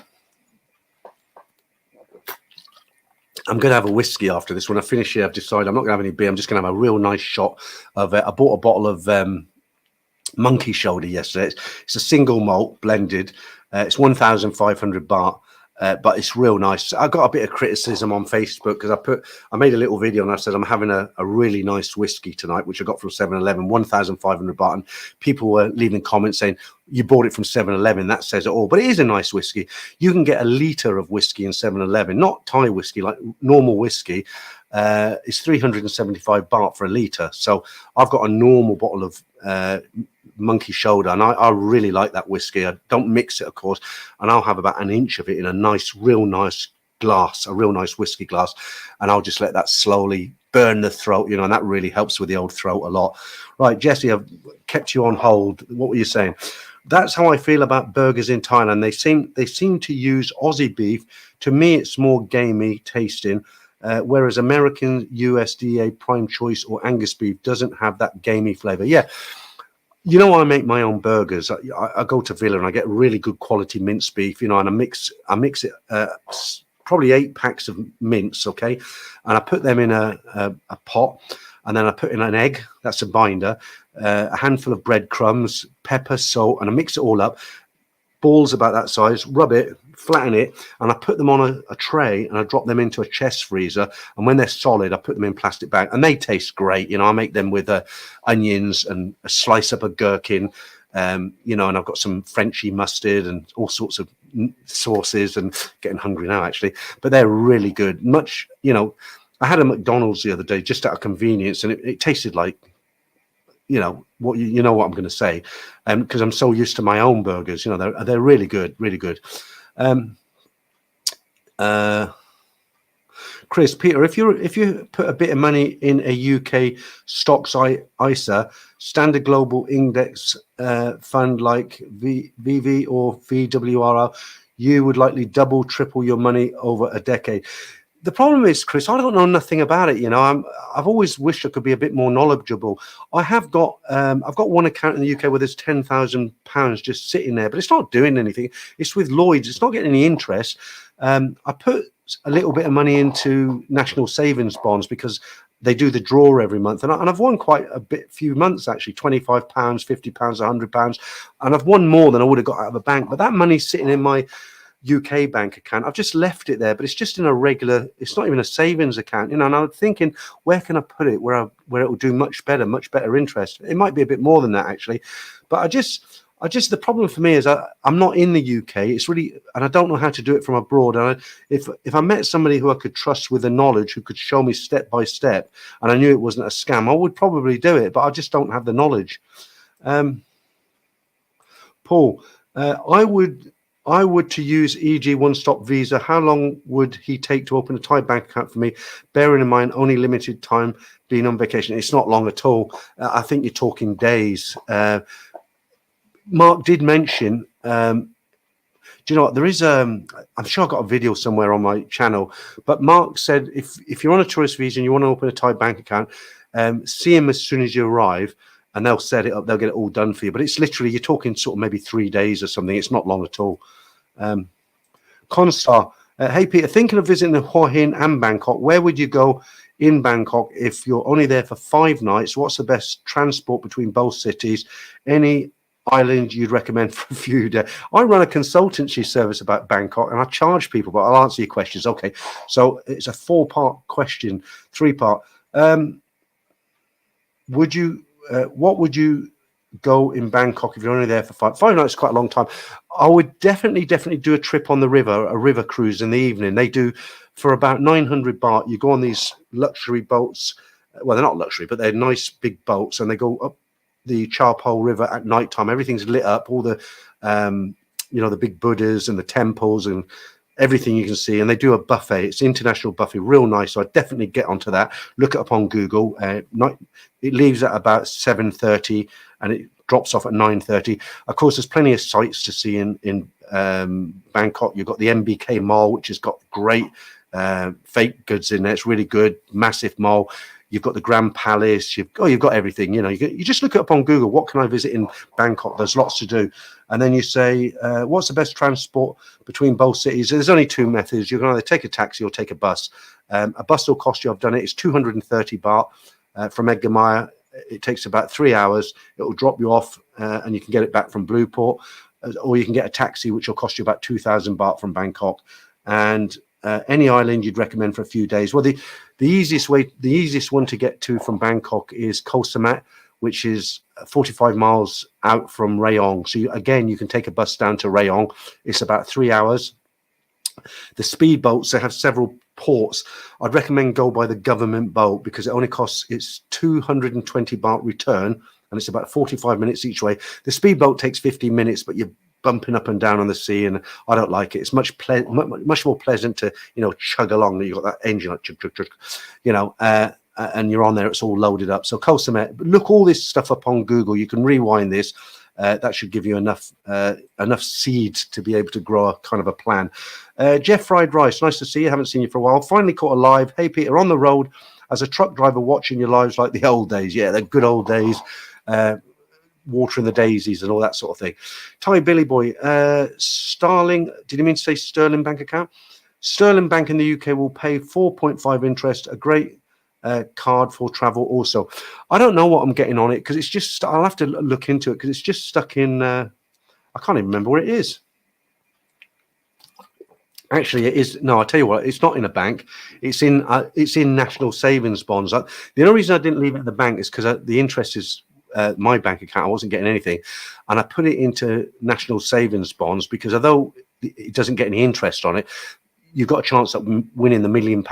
And I've won a lot of prizes since I've been out here, but the biggest prize I've won is £100. Normally it's like 25 or 50 or 2 lots of 25 and a 50. Yeah, I'll have to have a think about that one. Gold is on the up and up. It's not going to stop. Yeah, there was lots of ties outside a gold shop a few weeks ago, and I asked them, and they said, why are all the ties queuing up in the gold shops? And it's because the gold dropped by about just 300 or 400 baht, but the savvy ties, they go and buy a load of gold then because they know it's going to go back up. When I got here this trip, gold was 31,000 baht for a baht in weight. 1 baht in weight is, if my memory serves me well, 15.6 grams of gold is the equivalent in weight to 1 baht. I don't mean baht money. They weigh the gold here in baht. So you've got baht the money and baht the weight. So 1 baht of weight of gold is something like 15.6 grams. And when I got here, that 15.6 grams was 31,400 to buy for one. It's now standing at about 41.8. It goes up to 42, back down to 41.9. So had someone bought 20, let's do the maths just for fun. So let's just say it's 42,000 baht for 1 baht of gold now, right? And back then it was 31,600. So we'll take that off. So minus 31,400 it was actually. Take that. So that leaves, it's today from when I first got here, it's 10,600 baht more to buy 1 baht. Had I bought, hindsight, but just for fun, had I bought 20 baht of gold when I arrived, if I had enough money, don't know if I would have had, I would now have a profit of 212,000 baht, which in pounds equates to 4,700 pounds. I'd have made just under 5,000 pounds in 18 months. But, you know, hindsight, if we could predict the future, I'd be picking the national, you know, the what do you call, forget the name of the horse race, the Derby. Is it the Derby? I'd be picking the winning horse for the next year, wouldn't I? I'd be a millionaire and I wouldn't have to worry about anything. But for now, I'm very happy with Charles Sanders, $9.999. Thank you, Charles. It all adds up. As Tesco says, every little bit helps. Hi, Peter. A little for your next monkey shoulder. Thanks. I appreciate that. And I'm going to have a good inch of it tonight. Charles, yeah. Right. 2 hours we've been going now. Let's keep it going a little bit longer. No member stream tonight. I've explained it many times, but I feel okay at the moment. See, what I was afraid of is did I call that one out already? Is that Eastern Lights, man? Been here since the early days. Watching your journey has been incredible. Keep being awesome. Well, first of all, Eastern Lights, man, thank you very much for the super chat. Always appreciate it. And yeah, I mean, it's been a long time. It's been 5 years, and some guys have stayed a long time. Some guys have got bored, and I've not seen them again. But thanks for that. Now, I always do this. I forgot what I was talking about. What was I talking about? Thomas, nice to see you in the stream. Yes, you can put. Oh, okay. I mentioned you because you told me about it. And Thomas, who's on screen now, handsome man there, he's the guy who actually went to every single bank in Thailand, different brands, and asked them what products they would recommend. And he's the one who told me. And he put, yes, you can put 800,000 in a K bank and receive. Okay, so it's 800,000. I said 1 million, and receive 2.2%. 30-month term. It's a 30-month term and it automatically renews, because I did ask about that, unless you don't want it to, and you can access some money, but you do lose the interest. Aussie Rule says, Peter, suggest you visit Phnom Penh. Been there, long time ago, but been there.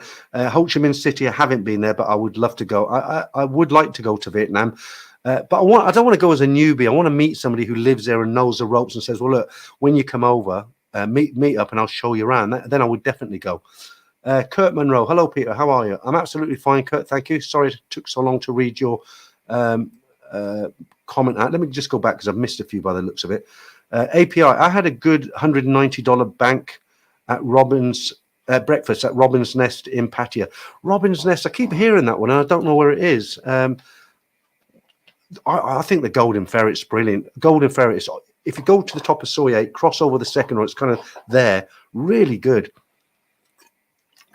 And then you've got Sharple's Fish and Chips next door. They were good as well. Apparently the Golden Ferret does good fish and chips, but they don't advertise them on the windows or anything because they don't want to, the guys next door are a fish and chip shop. Right, let's go back and get some of these older ones I've missed. David says, I'm a crypto nerd. It's good. It's good that you know about it. People who are clued into it, they make a lot of, I know a guy out here, he used to start, he lived here, and at 3 o'clock in the morning, apparently that's when the markets open up, and he'd be on there and he'd go to bed in the morning, and he made really good money. Jess says, I concur with what he said. That's what I do. It pays monthly over 5% too. Okay. Mr. C, Coinbase indiscriminately cancels accounts. Beware. Okay. Hi, Peter. Good to see you. Hope you get well soon. Well, I remember what I was saying now before. You've just reminded me, Thomas. So I cancelled the members stream tonight because what I was afraid of is, although I'm doing okay now, I was afraid because I'm actually live and I'm kind of on a roll now, I feel okay. But what happens when you end a stream and you have come down time and then you've got to do the second one, because I've got COVID and my body is reduced in power, as it were, I was just afraid I wouldn't be able to handle it. So it's only this week, and I'll just 2 hours now, so I'm doing pretty good for a stream that I didn't think I'd be doing for long. Do you know what? I'd like to answer that question as well. I mean, I've been to, I don't want to slate anywhere, but I've never had a breakfast in Bangkok which was as good as I had in the Golden Ferret in Pattaya the other day. I've had some fantastic roast dinners and breakfasts in Pattaya. I struggle here, I really do. I mean, there are places that do roasts. The M-Sphere, the new mall, they do some good food, but to get a real good English breakfast, I'm not going to name them, as I say. There's one place I used to go to, the sausages were rubbish. Okay, another place I'd go to, it was all there, but it was 300 baht and it was oily, a lot of oil. Okay, I just have never found anywhere around here that is as good as Pattaya, and the price is always like 300 or 350 baht. You know, it's ridiculous. Probably the best one to date I've had around here is the Sportsman on Soy 13. That wasn't bad at all. The sausages weren't cooked enough for my liking. They were cooked, but they weren't. I like them very well done, insinuated almost, you know. And I didn't say to the waitress, make sure they're well done. I just didn't say anything. When they come, it was like, oh, I should have told her, right? Who's this? Doug Genk. Thank you, Doug. We're on a roll now. I always enjoy the live streams. Hope you feel better quickly. Thanks for hanging out with us today. Well, I enjoy it, honestly. I always say I enjoy it. I really do. I hope to meet you in person someday. Well, if you're out here and I'm around, I'm always meeting people here. I forget his name, but I met a guy who's been watching me for a while. He's from Glasgow. I put a picture of me and him on Facebook. Got a beard. Nice guy. I can't remember his name, though. But thanks for that, Doug. It's very generous of you.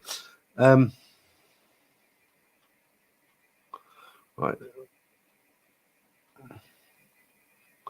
I'm just trying to... yeah, okay, Damon, I know what you mean.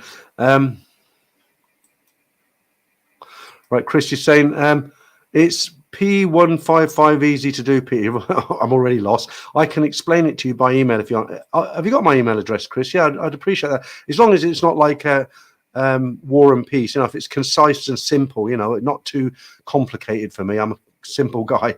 There's my email address. Anybody can drop me an email. You can just pause that when you...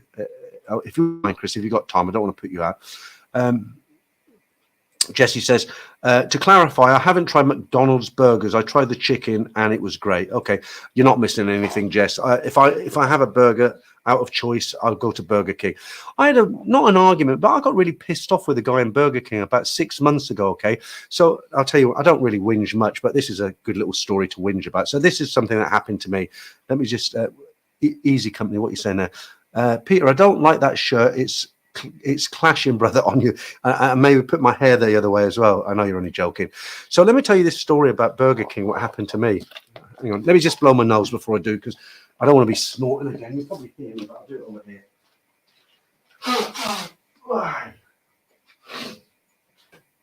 Yeah. Don't want Dutch Frank complaining again about me sniffing. Right, so this is what happened to me. And it's things like this in Thailand that kind of get up my nose a little bit. They don't make me angry, but I just think, why did you do that? You know, there's no need for it. And it's because I'm a foreigner. So what happened? I went into Burger King. I won't tell you which one. And I was looking at the menu, and the first, you know, the combo meal, I forget what it was. It was something like a burger, fries, and a Coke, and it was 219 baht. Okay, so I went in and I'm looking, as you are, you know, in the afternoon, and there's a guy behind the counter. It must have been 25, I don't know, 28. And I'm looking. I said, number one, I'll have set one. He goes on the cash register and he says, now I know for a fact it was 219 on the board. And he came back and he said something like, oh, don't quote me in the exact figure, but he came back. So I said set one, and it said 219 baht, and he said 238 baht. And I said, it says 219 baht there. He said, super size. And I says, I didn't ask for super size. I said, I want set number one. So, you know, it's little things like this. You know, if I'm in the UK and I'm in McDonald's, they'll say to me, would you like a large size? And I say, no, just a normal size. But here, because I'm a foreigner, they don't ask me, do you want a large one? He just rang it in and thought I wouldn't notice it. But I did notice it. And I mentioned it. And when he brought the food, he had attitude. You know, he didn't like the fact that I caught him out, you know. It doesn't. I don't get upset easily, but things like that upset me a little bit. Just says also the pies are interesting. They don't have apple pie like America. Instead, they have sweet corn and pineapple. I think it is because I was coming back in the car. That's a friend of mine was with me, and they had a deal where you can buy two pies, and one was I'd never tried them. One was, like you said, was a corn, and one was pineapple. The corn tasted disgusting. The pineapple was okay. It was okay. Not as good as the apple, but it was okay. I think it was. Tried them both. Like one more than the other. Probably the same as me then. Michael Mad 67. Have the ferry between Pattaya and Hua Hin started up again? I can't confirm, but somebody told me it has. Somebody told me it goes once a day, but I'm sure you can Google it. Richard Willoughby. Hi, Peter. Late in today. You're in. That's the main thing. Parky, there is a bank called Chase. It's owned by JP Morgan. I've heard of it. American bank. Parky says you can set it up by the app. It's paying 4.85%. Okay, thanks for that. Something to look into. Walter, gold is going up in dollars terms, but dollars is going down against baht. Okay, but whichever way you look at it, if you buy gold here, for instance, it's going up in baht, if that makes sense. So if you cashed in 1 baht of gold, you would get an extra 10,000 baht.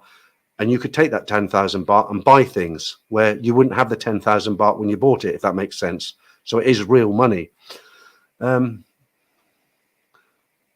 Easy Company again is saying, Easy lives in Hanoi. You are welcome in my home, Peter. Okay, that's good to know. Thanks. Drop me an email. I might take you up on that. I won't. It's a nice offer. I won't stay in your house because I've been offered this a lot of time. And what it is, I do like to meet people and, you know, if somebody can show me around, that's great. But I just feel kind of like, although someone's offered me, I feel I'm kind of intruding, and I like my space. You know, I mean, if I wake up in the morning and I'm naked, you know, I don't want to have to get dressed to go to the bathroom, or if I want to let out a real ripper first thing, I don't want to have to clench, you know, be polite because there's other people around. You know, I like to have my own room and be able to. But thanks for the offer. But I wouldn't mind meeting up with you sometime there. Damon, you're saying. I'm just trying to think who it was who offered me a place to stay in this exact same scenario came up, and I can't remember who it was. Damon, Peter, Robin's Nest is now called The Nest. I remember you mentioned it. We had breakfast there on Soy Diana. Okay, thanks. The only one I know, the breakfast I always have in Pattaya, well, I think I'm now going to be having it in the Golden Ferret because I can get a seat in there. But where I used to go all the time was Kung's, because they have a damn good breakfast, but it's hard to get a table there sometimes. And the Time Bar in LK Metro, they do a great, it's a bar, but they do a fantastic breakfast. But sometimes the service is a bit slow because there's one girl on behind the bar and one girl doing the waitressing, and sometimes it can if there's a few people there, you can end up waiting half an hour, 45 minutes. I think that's a 45 minutes I had to wait once. I felt sorry for the girl. I didn't complain. Ricardo, hi Peter. I see the new bridges open from Soi 10 to Benji Park. While it looks good, I like the old rickety one made out of railway sleepers. I went over that a couple of times on my bike. I nearly ended up in that water. And believe me, if you swallowed a mouthful of that water in Benji Park, the canal, you know, you'd probably be dead in about 5 minutes. But it's great. They've done a good job on it, haven't they? But I know what you mean. It's that kind of rustic feel about it, isn't it? I used to say, I don't name names, okay?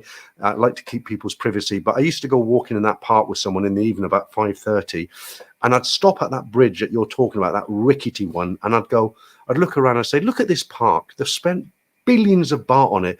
Look at that, the Green Mile goes all the way to Lumpini. Look at this wonderful waterfall and this man-made lake next to the Queen Surrogate Centre. Then you've got the nature walk going through here, and they've repurposed all the old tobacco factory. Absolutely billions. I said, look at this old rickety bridge. It looks like Cambodia felt sorry for them and said, we don't want it anymore. You can have it. But they're all joking aside. Yeah, the bridge is open on Soi 10 now, and it's fantastic.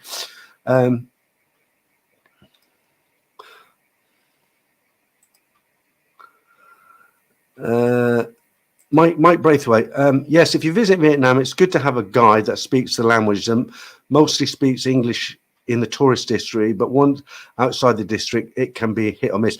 The reason I want to go to Vietnam, it's not because I'm not like interested. It's not so much that I want to go to the bars and all the rest of it. That's not so much the reason. You can do that anywhere, can't you? But I'm very much interested in history, and I don't know if you've seen it. Years ago, I used to live near an old deserted American World War II 8th Air Force Base where they had flying fortresses. It was the first American base. It was the first base from the UK that the Americans actually bombed Germany. And I did a video on it just because it interested me. It's had about 7,000 views in 5 years. Not really popular on a Thailand bound site channel. But I'm into that sort of thing. And I'd like to go there and look at all the stuff from the museums from the Vietnam War, you know, some of the relics and the museums and the tunnels and that sort of thing. I went to Cambodia to the killing fields, to I think it's SU2 or something, the school that they converted into a makeshift torture prison. That was awful, absolutely awful. But that's the main reason I'd like to go to Vietnam, to look at some of the history there. Okay, Ben, how you doing? Robin Hood does 100 baht special. I'm surprised at that because I had the Sunday roast in the Robin Hood in Pattaya, not this time, quite a while ago, and I remember it was okay, it was quite nice, but I found it a little bit expensive for Pattaya prices. Dave Andrew, coming in December, is Khon Kaen a nice place to visit before going to Koh Chang with Thai girlfriend? Yeah, I mean, Khon Kaen, I lived there for 2 years. It's a city, it's a big city, but obviously it's not surrounded by water. There's four main kind of big cities in East End. You've got Chiang Rai, Chiang Mai. Would you class Chiang Mai as East End? Probably not. It's a bit north, isn't it? But Khon Kaen is a city, and there's enough there. There's a couple, several good hotels. You could do some tours, and yeah, I mean, if you're up that way, why not? It's definitely not a boring place. Perbit, how you doing? Thank you very much for that, as you normally do. Damn COVID made me wake up earlier to join your stream. Have you got it as well? You haven't got it, have you? I've got it. Look, thanks for that super chat, by the way. But let me just show you, because you've come in late. If I can find it now, hang on. Where are we? There we are. That's mine. Look, they're a bit more sophisticated now. They do the flu and the COVID in one. I got the COVID, the one on the right, the two stripes. There's no member stream tonight because I didn't want to stop and then have to start feeling really tired again. So I'm keeping this one going. 2 hours, 15 minutes now. But have you got it as well? Let me know. That's a coincidence, isn't it? But thanks for the super chat again. I appreciate it. Hobson's Choice says Sportsman is good and the Red Lion Pub Bangkok. I'm not going to slate anywhere because I live here, right? But I used to eat in the Red Lion. I used to have breakfast there quite a bit. I don't so much these days.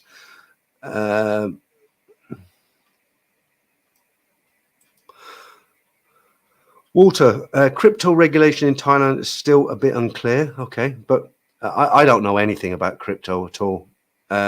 Mike Braithwaite, laugh out loud, got to save face. Jesse Hughes, at least it wasn't Duran pie like at McDonald's.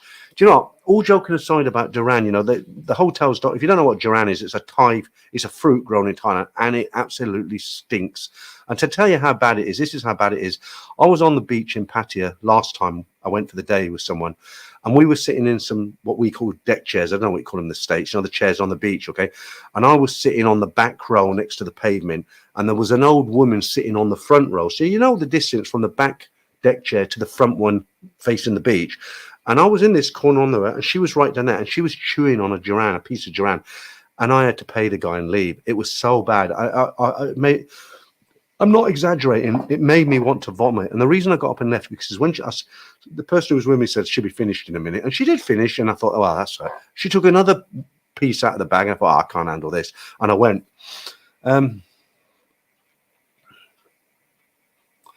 Not sure about that one. Walter, Peter, I meant recently in the last 2 months, gold is a record high in dollars, but not in baht terms because baht is going up against the dollar. Okay, yeah, I kind of get what you're saying there.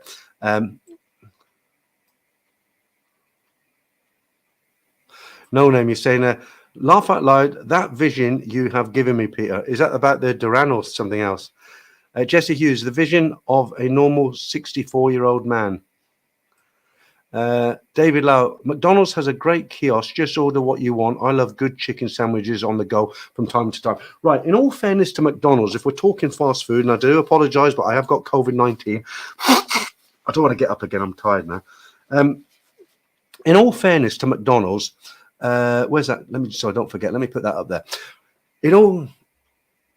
In all fairness to McDonald's, there are some things I like much better than other outlets. For instance, I don't eat fast food hardly ever, but just for the sake of conversation, right?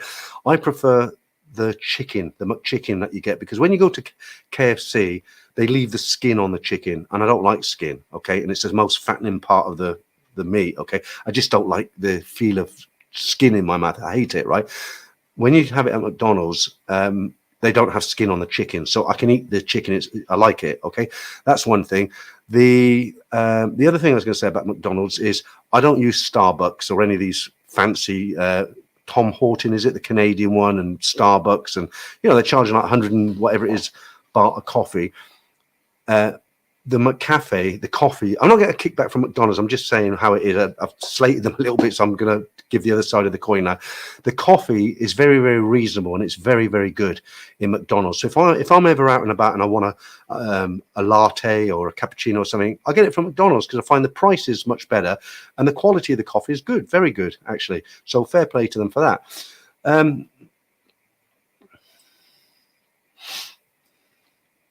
Chris, the dollar is going down. I mean, a few months ago, I've got a few American friends out here. We talk about this. Just a couple of months ago, you would get 36 baht and a few satang for the dollar. You would get 46 baht and a few satang for the pound. Today, you'll get 32 baht to the dollar, and you'll get 43 baht to the pound. You know, it is. I just hope for the guys who are coming out here for the next month, it doesn't continue to go down. Because if it falls under 40, like when I was here with my wife pre-COVID, and it was 38. I mean, that hurts. You know, you put £1,000 in cash, you know, £50 crisp notes, and you put £1,000. Bearing in mind, I used to get 79,000 baht in the mid 90s. 79 baht to the pound back then, right? 45.50 is okay, but can you imagine? I'll give 1,000 baht across the counter, and I got back 38,000. Well, it was £100 actually. I changed £100. I got back 3,800 baht, and you think, what's that? 3,800? Give me the rest, you know. But that was the rate back then. Let's hope it doesn't do it again. Mike, looking to retire soon in Pattaya, Thailand. I would like to bring my motorcycle. What are the requirements? I would say don't bring it. I would say it's so much hassle. Renting a motorcycle here is very, very easy. There's lots of places. There's some good ones here in Bangkok. Pattaya, they rent everything. You know, you can rent big motorcycles, and it's cheap. It's not expensive here. Just do some research on Google, you know, hiring whatever bike you want. you know, I did a video about a year ago. There's an American guy down on Nut. He rents out all sorts of bikes, big bikes, you know, 1000cc, 1200cc. I know it's your bike and you'd like to ride your own bike, but for the hassle of bringing it here and all the rest of it, I don't know exactly what it would be, but it's going to be hassle to bring it here and take it back again. Okay. And there's going to be fees to pay at the port and, you know, the risk of damage or loss or whatever. You're better off just leaving it tucked up in your garage at home. Get here, do your research, just rent one when you get here. They're pretty well maintained. You can get pretty much any bike, and they're not expensive at all. Give you an example. I'm not saying rent a scooter, but just as an example, if you wanted to rent a Honda Click, for instance, a good condition, average price 250 baht a day. What's that? $6 a day, £5 a day. Bigger bikes, maybe 500 baht a day. I don't know. You have to ask them. Right, Bill. Former Monga, now married. Well done. Can you basically explain what different visa is available for me to retire in Thailand? As married to a Thai, we will wave hi to you. Arrive in Bangkok 6 days. I can actually. There's a couple of things I can tell you on this. Even though you're married to a Thai, I would get a retirement visa, and I'll tell you the reason why. Is because if you marry a Thai, you are entitled to stay here as her husband. Okay, if she decides to end the relationship, your visa, unless you've got children, you're out of here, because you're here on a marriage visa. Now, I don't know all the details, but Mark spoke about this. If you get married to Thai, you can apply to a visa and you're allowed to stay here long term because you have a Thai wife. Now, marriages do go wrong sometimes unexpectedly. And if for whatever reason she decides she doesn't want to be with you anymore, I think the figure of 7 days is what I can remember, that you've got to leave Thailand. So to give yourself peace of mind, as much as you love her, as much as you say she wouldn't do that and you trust her and all the rest of it, I think if you're over 50, the easiest way to do it is get a year's retirement visa, get Mark to do it for you. He'll open a bank account at the same time, give you a multiple entry visa. It doesn't cost an arm and a leg. The second year, the price falls by 50% because the main part's been done. That's everybody's entitled to an opinion, even me. And that's personally what I would do. API, the French were awful torturers during the occupation of Vietnam, but you could say that about any invading troops, can't you? I mean, look at the British in India. Some terrible incidents. I don't want to go through them, but I'm sure you've heard about them. Look at the Americans in Vietnam, you know, wiping out villages of innocent. It's all documented. One village in particular, you know, they wanted body counts, you know. There's all sorts. Look at the Germans, what they did in the war. So you could say that about any war's nasty. War's not pleasant. It's thankfully in my life I've never been in a war. I've been very, very lucky, blessed to get to the age of 64 and never be involved in any kind of war anywhere. Maybe I should touch wood. I mean, there's things that are going on at the moment. David Lowe, Cheap Charlie's is always a good breakfast. I went there a couple of times when I first arrived. Yeah, okay. I mean, if you're into it, fair enough. I won't say anything. Robin Hood patty is very good food. It's not cheap though, is it, Chris? But it is good. Hobson's Choice says going to Khon Kaen on Wednesday. I haven't been there since I left the Sofitel. I got there in 94 and I left in 90. I think it was back end of 1996. It's up to you. It says definitely have the Sunday roast in the Sportsman and the steak ale pie in Robin Hood. I tell you what I like in the Sportsman is their mince and their cottage pie. It comes in a kind of bowl. It's mince and it's covered in mashed potatoes, and they bring a pot of gravy and they put the peas come in a separate pot, and I just put it all on. It's really, really tasty. Damien says, Peter, next time you're in Pattaya, try the Hungry Hippo. Looks like a London cafe, but very nice. Food clean and great service. I know you've told me about that place a number of times. For some reason, I've never got round to getting there.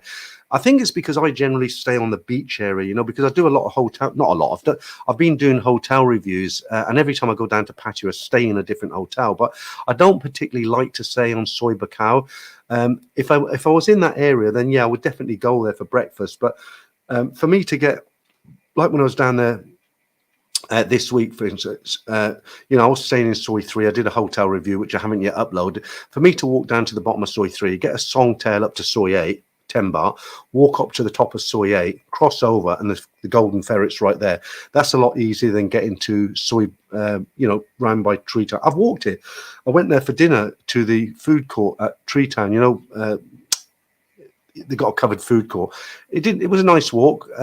Took the umbrella, but I don't like walking in the morning, not first thing.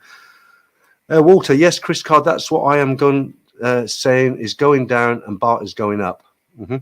Jesse, no name. A normal 64-year-old man will all be there one day.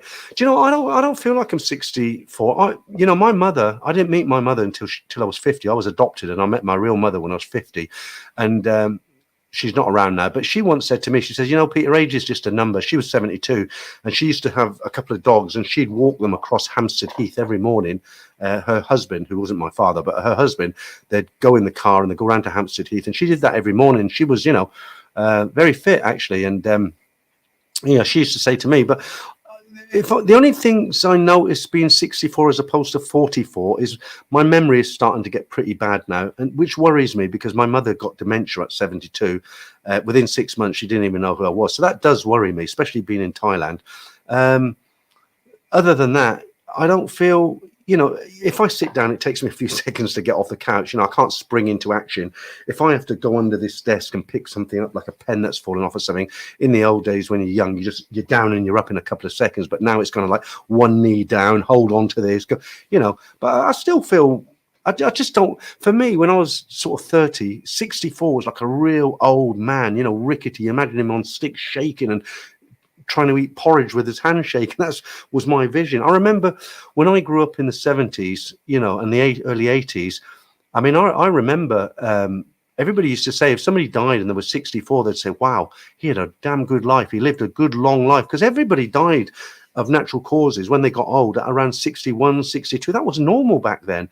And I'm 64. So if I kick my clogs tomorrow, back then, no, everybody would say, well, he had a good life, right? But for me, I hope to get at least another 20, 25 years out of it.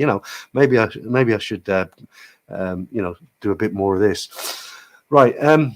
Hobson's Choice, placed by Thong Law, BTS, good old English, good breakfast. I'm sure there's some good places if I've ventured out, go down to Tong Law or On Nut or stuff. But it's like for breakfast, when you wake up, you have a cup of coffee, I sweep the apartments, chuck something in some laundry, and I think, I'm getting hungry, and I'll go out on the scooter, and I just want to go somewhere kind of around here, within a couple of streets. If you're going out to dinner, then that's fine. You get on the BTS, go down to M Sphere, or you go down to Buster's, which was used to, not anymore. There's a Thai restaurant called Imagine that I go to, which is Soi 33-1. I have to take the BTS. I don't take the scooter. But for breakfast, you want something local, don't you? Toby Price, every airport in Thailand was built by Americans apart from Suvarnabhumi, was for B-52s bombing Laos and Vietnam. That is true also in the UK for most of that. I can't say all or 99%, but airports like even Santapod, you must have heard of Santapod, the drag raceway from the 70s. That was an airfield called Poddington. It was an American airfield called Poddington. But when they bought it and took it over and turned it into a drag strip, you remember the long dragsters? They just thought Santapod had more of a kind of, jazzy name to it. Poddington sounds a bit boring, doesn't it? Peterborough Airfield, that was, I forget the name of it, but that was an American airfield. Grafton Underwood, Deanthorpe, Charleston, all American airfields. Stansted and Luton, two of the biggest airports in the UK, they were American World War II airfields. And I think one of the only ones, I think Heathrow was a purpose-built passenger airport. I know that Heathrow actually opened up around 1923, and it originally had a grass strip. And back then, of course, they only had propeller planes, didn't they? But it's very, very old. And it was just wasteland. Heathrow, it was called Heathrow. It was wasteland. And look at it now, one of the busiest airports in the United Kingdom. Well, in the world, actually, not the United Kingdom. And there's a place, talking about American airfields in Thailand, I'll just go back on this because I hit my subject now. There's a place up north on the east. I think it's either Udon Thani or Udon Rochatan. I'm pretty sure it's Udon Thani.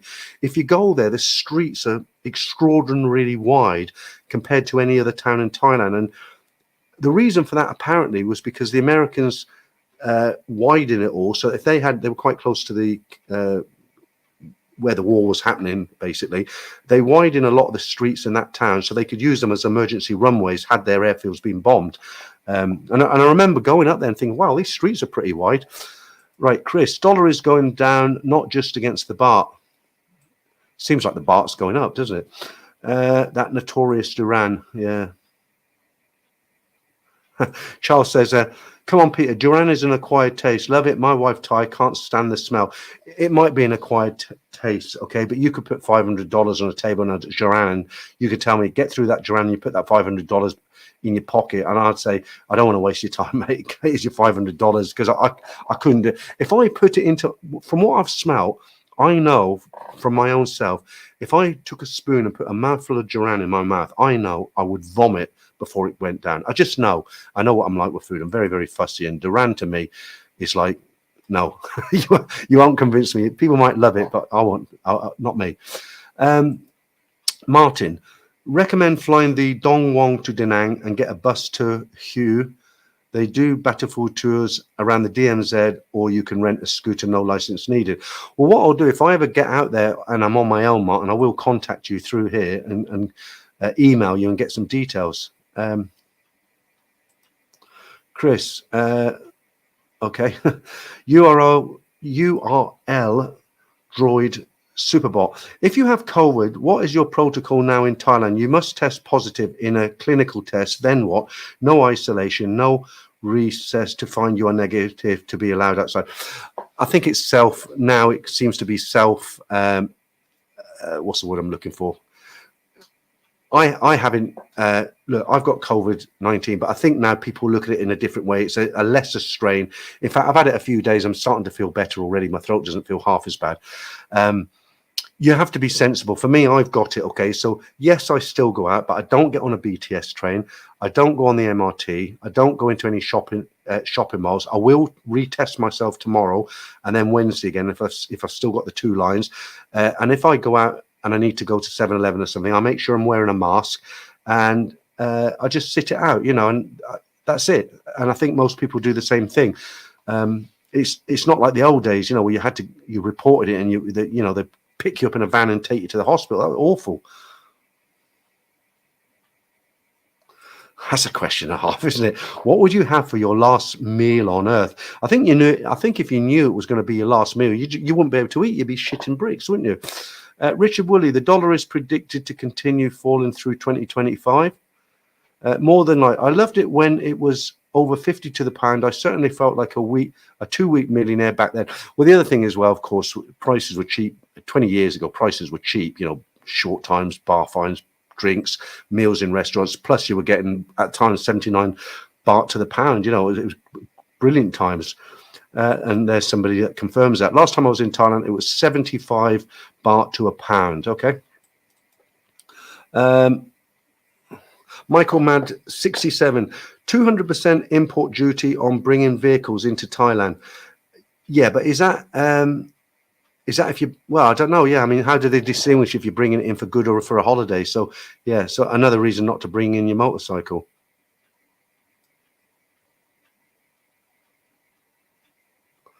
I'm not sure if that's a compliment or a kick in the nuts, but I'll put it up anyway. Jess, I thought it was 300%. The vehicle, yeah, the vehicle, it's quite a lot. I thought it was even more than that. There's some nice cars and bikes in Thailand now. I remember years ago when I first got here, nobody had anything bigger than a 125cc. They just didn't have them. That was all you've seen. They've got everything now. It's up to you. I paid £3 a day for a 125 from the lady in Soy Bakal that you recommended. They give the deposit back, no kerfuffle. Yeah, I mean, I was paying about the same. I didn't pay it as low as 125 baht, so you must have the gift of the gab, because the least I've ever paid to her was 150 baht. I always used to make her laugh because, you know, the guy who sits in the chair, he looks like the most miserable git you'll ever meet. He's actually a nice guy, but he sits there and the look on his face, he just looks like the most miserable guy you're ever going to meet in your life. And I used to joke with her. I used to say, did he nearly win the lottery or something? He never smiles, and she used to laugh her head off, you know. But yeah, she's cheap. But her bikes aren't the best, if you know what I mean. They're a bit rickety, aren't they? You get what you pay for. Toby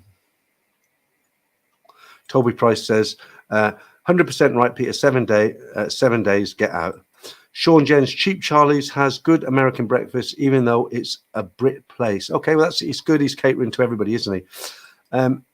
There's a place very close to me. It's quite a popular place for breakfast, but I was amazed they don't do an American or an English full English breakfast or an American full English breakfast. And I said to the waitress, I said, why don't they do like everywhere else does, like a proper fry up breakfast? And she says, well, you know, it's owned by, I won't say their nationalities in case, I don't think they're watching, but you never know. But you know, I don't think I'll be going back there again. Scott, how are you doing? Late in, but good to see you. Greetings from Chicago. Has anyone heard from a frequent commenter on Thai channels by the name of Reed? I've never heard of him. He's been radio silent after being active for years. Great guy. Well, I hope he's okay. I've never heard of him. I don't know him. But if anybody knows him, maybe you can leave a comment. Robert Dixon, when I go to Thailand, 7-Eleven, I pay the Bitcoin card. It all gets cheaper every day, week, and month. Okay, I don't even know what that is. Richard Bully, Cranfield had a lot of Americans during the war. A lot of places in the UK had a lot of Americans during the war. I think at one point, before the D-Day invasions, there was something like 2.5 million Americans based on the South Coast. Constar, Peter, I think for everybody watching, we can all safely say you have the energy and vibe. Hang on, I've lost you. Where are we? I hope this is not. I hope this is a comment and not a dig. You have the energy and vibrancy of a 30-year-old, sharp as a tack and lovely spirit to the streams. Thanks. It's nice to get a compliment rather than a kick in the nuts, as it were. Thank you very much. And let me just say thank you to Dreadfully Awful. Dreadfully Awful. Okay, yo, bro, I'm off to Thailand. Staying in Koh Chang. Is it anyhow like will be in February? Is that full of tourists? You know, unfortunately nowadays, Thailand's always busy. You've got high season, you've got low season, but it's never. Hang on, one more of these. I'll be back. Bye. Boy, bloody COVID-19 got me again. You know, Thailand's got a low season, it's got a high season. It doesn't have to. It doesn't. Thank you for the super chat, by the way. It doesn't seem to have anything in between. But there's always a lot of people in Thailand, and you know, you're coming out. You're going to go to Koh Chang. People imagine when they go onto a beautiful island like in Thailand, it's going to be, you know, dripping in palm trees, white beaches, crystal clear seas, which it is in a lot of the islands. And they're going to be like the only ones on there. But you get like coachloads of Chinese, Indians, Western people. They're very busy now. You know, they're popular places to visit. But you'll have a good time. Don't worry about it. And thanks again for the super chat. Right. Robert Dixon. When I go to Thailand, I've done that one, haven't I?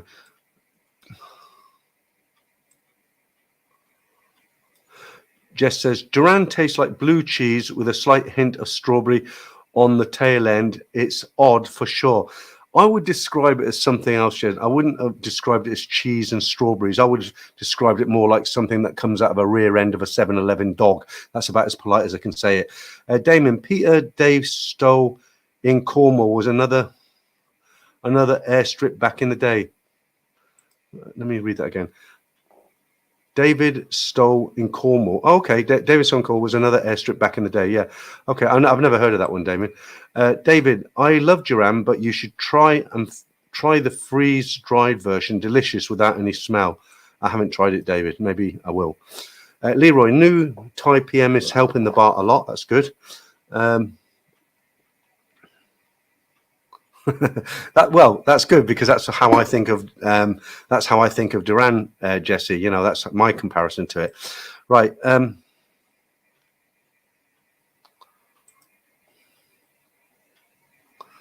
Okay. Just checking something. Okay.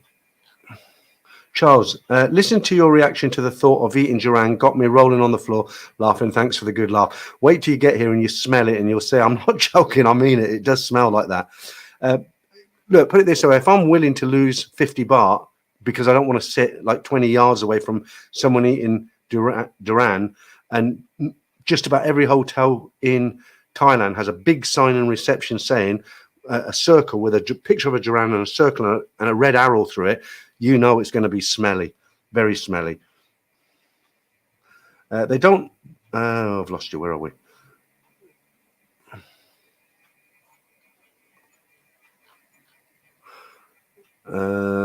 Dog, Peter, is the moonlight party in Koh Phangan worth it? you're obviously a lot younger than me. It's not something I would go to, but yeah, I mean, they are, they're a lot of fun for younger people. I mean, and people about 30, 40, even older go there, but yeah, they're packed and they do these light shows. And yeah, I mean, it's not a waste of time. If you've never been to one, you should try it. It's a bit young for me. I wouldn't do it anymore. Probably drive me crazy.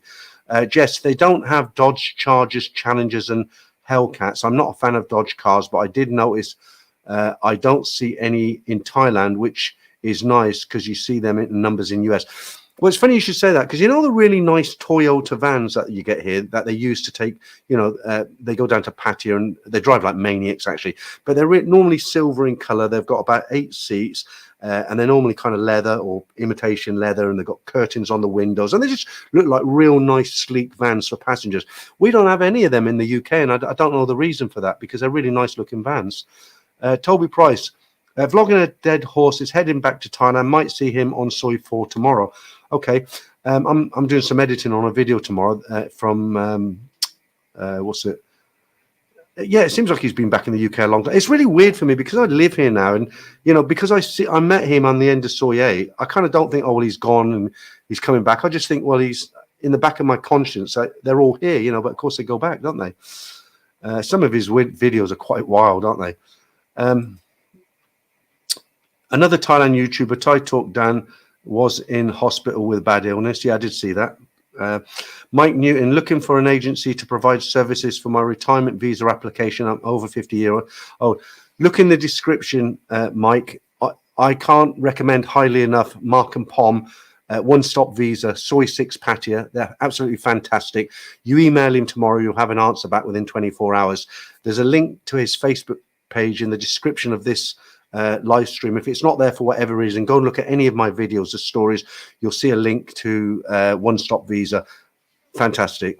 Really, really good service. Okay, hope that helps you out. API, staying in Thailand brings relaxation to a new level. It does. It's completely different when you live here. I said this 2 weeks ago. It's really weird. When I used to come here on vacation, holiday, I'll be the same as everybody else. So the plane would land at 3:30. In the taxi, I'm in the hotel by 5:30. Bags down, brush your old teeth, quick freshen up, straight down to Soi 4, and round to Stumble. And I think I'd make an exception and have a cold beer, one cold beer, and it'd be 6 o'clock, and I'd be like looking around, soaking up the ambience of Soi 4 and the noise and the smells, and they're cooking down on the street, and all the girls are going to work, and you think, God, how lucky am I to be here? That's how I used to feel, Then I'd go back, have a bit of dinner somewhere, have a shower, and I'd be dog tired, really tired, but I think, I ain't staying in my room, I'm going out, and I'd be out, and I think, I'll have an early night. I'll come back at 12 and have a good night's sleep. And I'd roll in at 3 in the morning, and I wouldn't wake up till 2 the next afternoon. And you know what? I do that every single day until I went back to the UK. But when you live here, it's kind of like it gets normal. You don't, for one, you can't afford to do it every night. It's just, you can't afford it if you're on a budget. I'm on a reasonable budget, but I can't afford, if I was into that sort of thing, I couldn't do it every other night, not even every night. But I used to enjoy it. But when you live here, it gets tamer. You start, like, I get up earlier in the mornings. I don't think about going to Soi Cowboy. I don't think about going to Nana. If somebody invites me out, normally I'll have an early one with them. I'll go to Soi 7/1, play a game of pool, have a couple of beers. We might migrate down to Country Roads on Soi Cowboy. We might go into the Tilak bar and have one there. But you know what? By the time it gets to kind of 11, half 11, I'm like, that's it, guys, I'm going. And I like to be back in the apartment by 12. So it's not that I've gotten boring in my old age. It's just when you live here and it's on your doorstep, it does really lose the excitement of how I described it a minute ago. When you have that first cold beer and Stumble or wherever you like to go, and you're looking around and you're here, you've made it. It's been 4 months, but you're finally here. The feeling I'm talking about, right? But when you live here, and I quite often walk down Soi 4 on the way to the park, or I'll pass through Cowboy, and I still enjoy a few beers, but I like to go down to Pattaya. I like to go down to Hua Hin, and it's just a different lifestyle. When you live here, it kind of mellows down. You almost live normally like you do in your own country, but there's much more to do here, and of course it's much more pleasant. I'm not trying to rub salt into your wounds or make you feel jealous or anything like that. I'm just explaining it. You just lose that kind of excitement feeling of that first day when you arrive. That's how I feel about it anyway. Thank you to Dreadfully Awful there. Yes, Dan was so uncomfortable. He had so he had to e-money beg, even though he has a successful marketing business. It's just like what you doing, son, Von City. Okay, I don't get the last bit there. You've given me £5, and then you ended this comment by saying it's like what you're doing, son. Okay, all right, Dad. Thank you for the super chat. You know, there's an old saying: you can please some of the people some of the time, but you can't please all of the people all of the time. I've never refunded a super chat in my life. 5 years, I've never refunded a super chat. But do you know what? I think I'm going to refund this one from Dreadfully Awful, unless I've read it wrong, because I don't ask for money. I'm not any beggar. If people enjoy what they do, they'll drop me a few pounds or dollars for a nice drink, and I take offense by that. So for the first time in history, as soon as I finish this stream, or first thing tomorrow, I'm going to go in and I'm going to refund this, and I'll tell you what else I'm going to do as well, because I don't appreciate comments like that. Okay, so you're gone and you'll get your £5 back. Right, okay, let's carry on with the positive lot on here.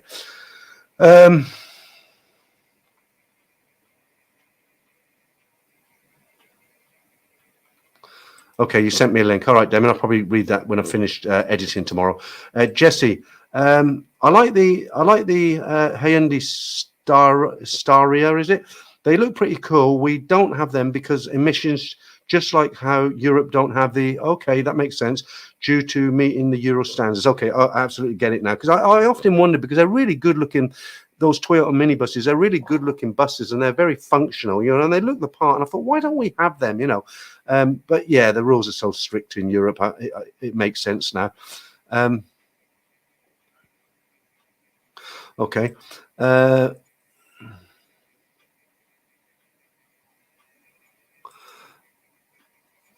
Peter, you didn't say you were willing to lose 50 baht. You said you would lose 500 baht. Not sure what that relates to now. I can't remember what I said. I'm not sure what that relates to. Richard Woolley, has inflation starting to come down a bit there, Peter? Not really. I haven't seen. I think it's getting prices are going up rather than coming down. I think they're absolutely taking the mickey now in the bars. You know, the guys who are into it, the guys who come here and they want company and they've got to pay bar fines and stuff. I mean, I'm hearing stories about Nana. They're charging like 1,000 baht bar fine, you know, 1,100 baht, 1,200 baht. In fact, I won't name the bar because I live here again. I was in Soy Cowboy about 2 weeks ago, considering I never go there. And I went into a go-go bar that one of the few that I like down there. And just out of interest, I asked her on the service charge. I said, what is the, I had no intention of taking anyone out there, but I said, what's the bar fine now in here? And she said, it's 1,300 baht for the bar fine. And the girl, you have to pay her 4,000 for short time. And I thought, wow, you know. The Gormless Twit, Pattaya is the best value, dollar better than Bangkok and Phuket. The prices are good down there, very good. Passimo, I think you were referring to the person in their comment. Okay, I don't want to talk about that again. It was, I know what I meant, and I probably because I got a bit excited over it. I don't want to bring it up again, but it sounded to me like the guy was calling me an e-beggar, and you know I don't do that. I can't understand why he sent me £5 if he thinks I'm an e-beggar. Kevin Lawless, long one tonight, Pete. Will you watch the replay in full? Thanks for everything. Do you know what? Do you know why I'm doing a longer one today? I'll give it another 10 minutes. I cancelled the members stream tonight because I've got COVID-19 and I've been feeling run down all day. I nearly didn't do any stream, and I thought, you know what? I'll do one stream and I'll see how it goes. And if I feel like crap after 40 minutes, I'll stop. But I felt okay. But the reason I cancelled the members stream is because I'm on a roll now and it's going good.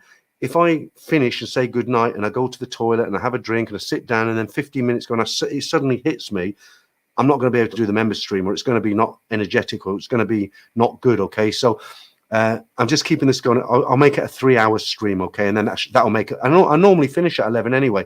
The first stream normally starts from 8 till 9:30. I have a 15-minute break, back at 9:45 Thai time, and I finish at 11 o'clock. So I've done the 3 hours the same. The only difference is, unbelievably, I haven't had a break for 15 minutes, and in 10 minutes I will need to go to the toilet. So let's just wait till we hit that golden hour, as it were, and then I'll have my very nice shot of shoulder monkey whiskey. Right, Joyous Roma, thank you once again. It's kind of embarrassing now because it's 3 times, but thank you so much. Hey Pete, I hope you feel better. Buy me another box of tissues. It's up to you. 300 fine. Let's put that up there. 300 fine and 1,000 baht, 1,500 in the gay areas. Not that I have.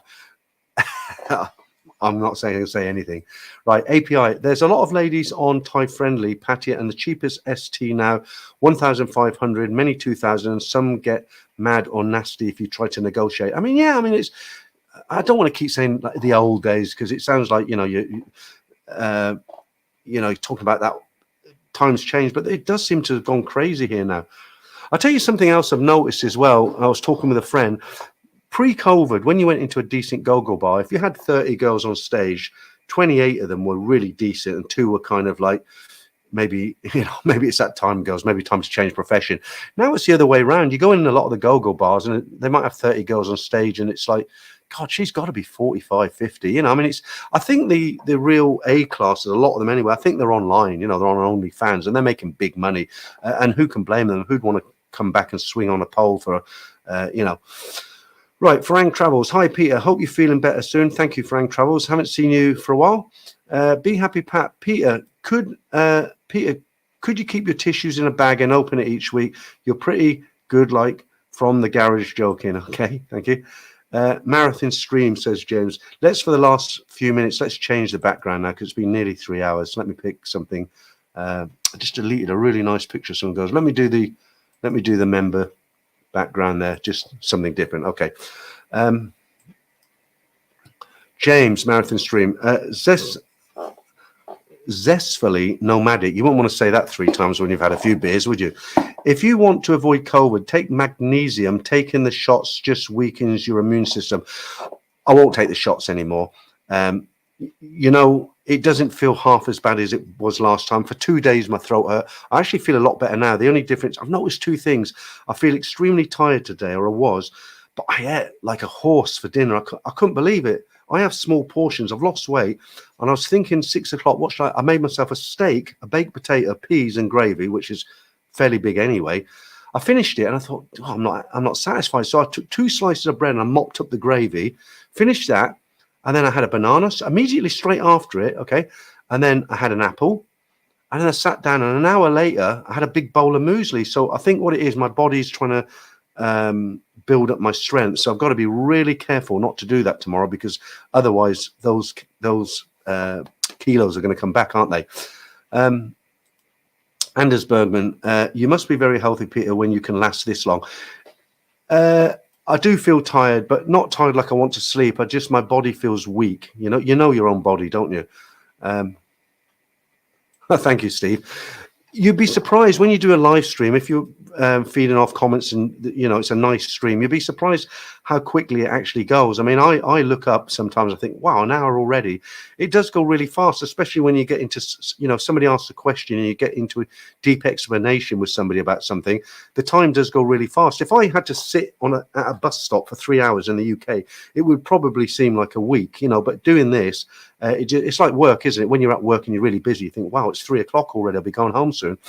David, girl quality has changed. A lot of these girls need to eat less KFC and more somtam.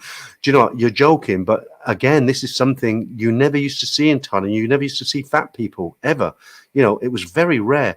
And I remember when I was first starting to get a little bit of a stomach, I was a little bit shy in front of Thai girls because I had a little bit of a pot belly, and all the guys were slim here, the Thai guys, and women used to, if we went in the bars, girls would come and start rubbing my stomach, and I'd say, "Oh yeah, I'm fat, aren't I?" And they say, "No, it's good. You must have a lot of money." There was this theory that if you had a pot belly in the old days, not all Thais, but village people would come down from the villages, like Isan.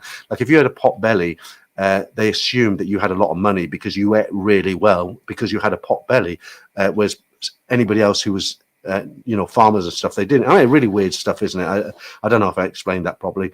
It's up to you. Thank you very much for that. Just a drink for the weekly entertainment. Oh, spitting now. Thanks a lot for that.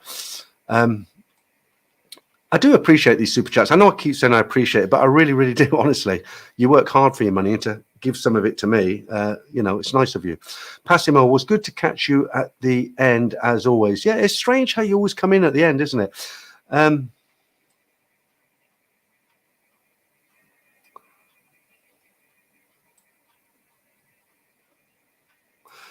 Somebody asked me what was the longest stream I've ever done once. I know there's an Irish guy. He's done one for about 6 hours. I couldn't believe it.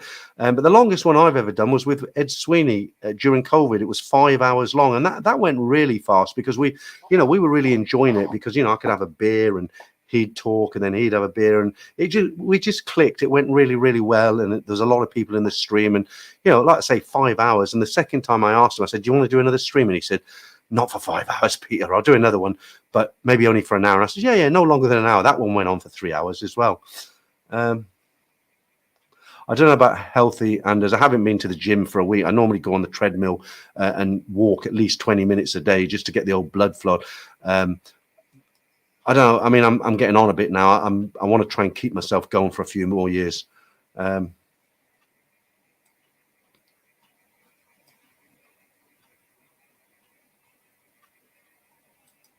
Yeah, I'll put that one up there. Tina McKenna, ignore the ignorant comments, Peter. You're doing great. So to say you are ill. Thanks a lot.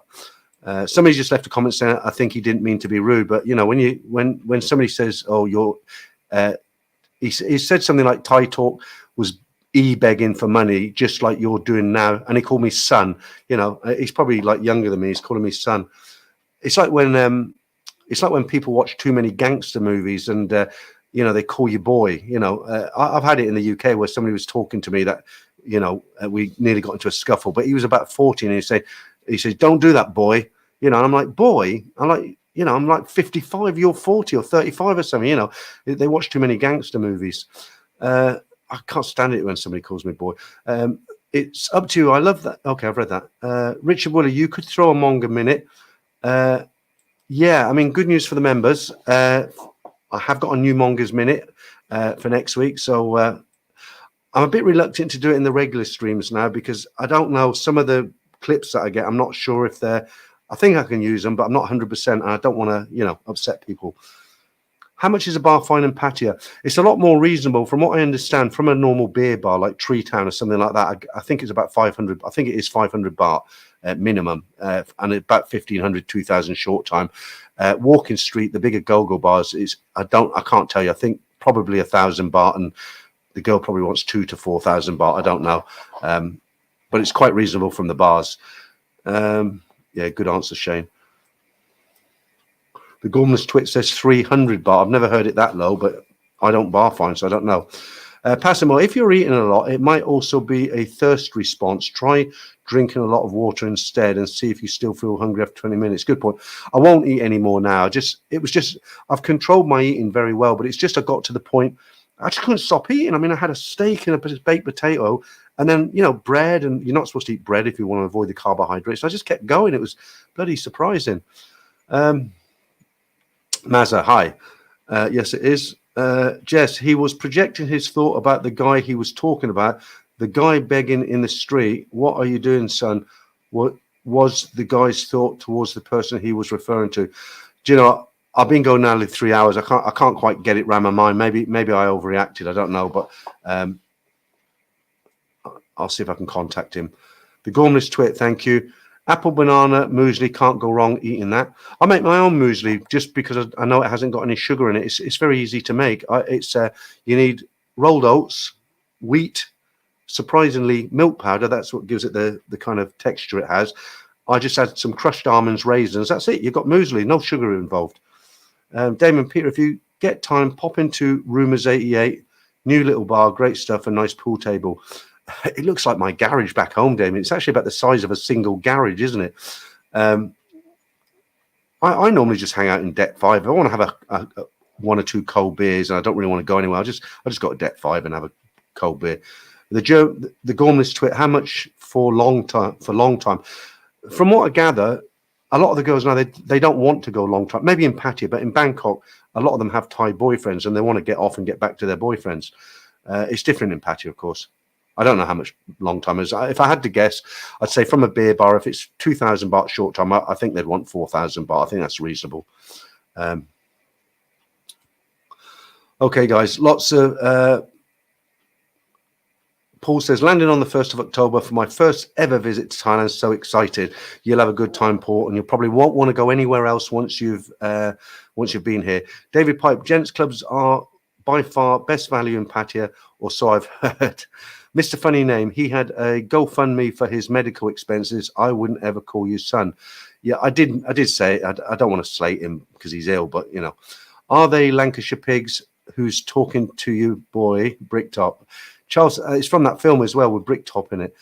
Charles Saunders, Jesse Hughes has it right, Peter. Okay, maybe. Okay, you know, I'm not perfect. Sometimes I make mistakes. I've been reading comments for 3 hours. I'm tired.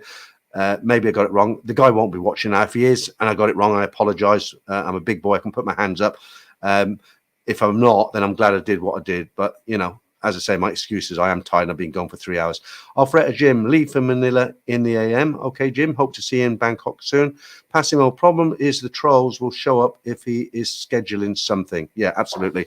Right, guys, that's it. We've hit the 3 hours and 1 minute mark. I'm not going to do what I did last time. I just said goodnight and forgot to play the outgoing music. So I'll get my finger ready on the lady there. Guys, it's been a mammoth one, 3 hours. When I started, I thought I'd be lucky to do an hour. Back on track in 2 weeks' time. If I get a chance to do one from Benji Kitty Park in the week or something like that, I will do. But thanks to all the guys who gave me the super chat. I really appreciate it. The guys who pay for the memberships, thank you.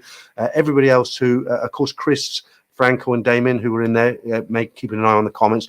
And everyone else, thanks a lot, guys. It's been a great stream. And I'm going to have a whiskey. Good night, guys.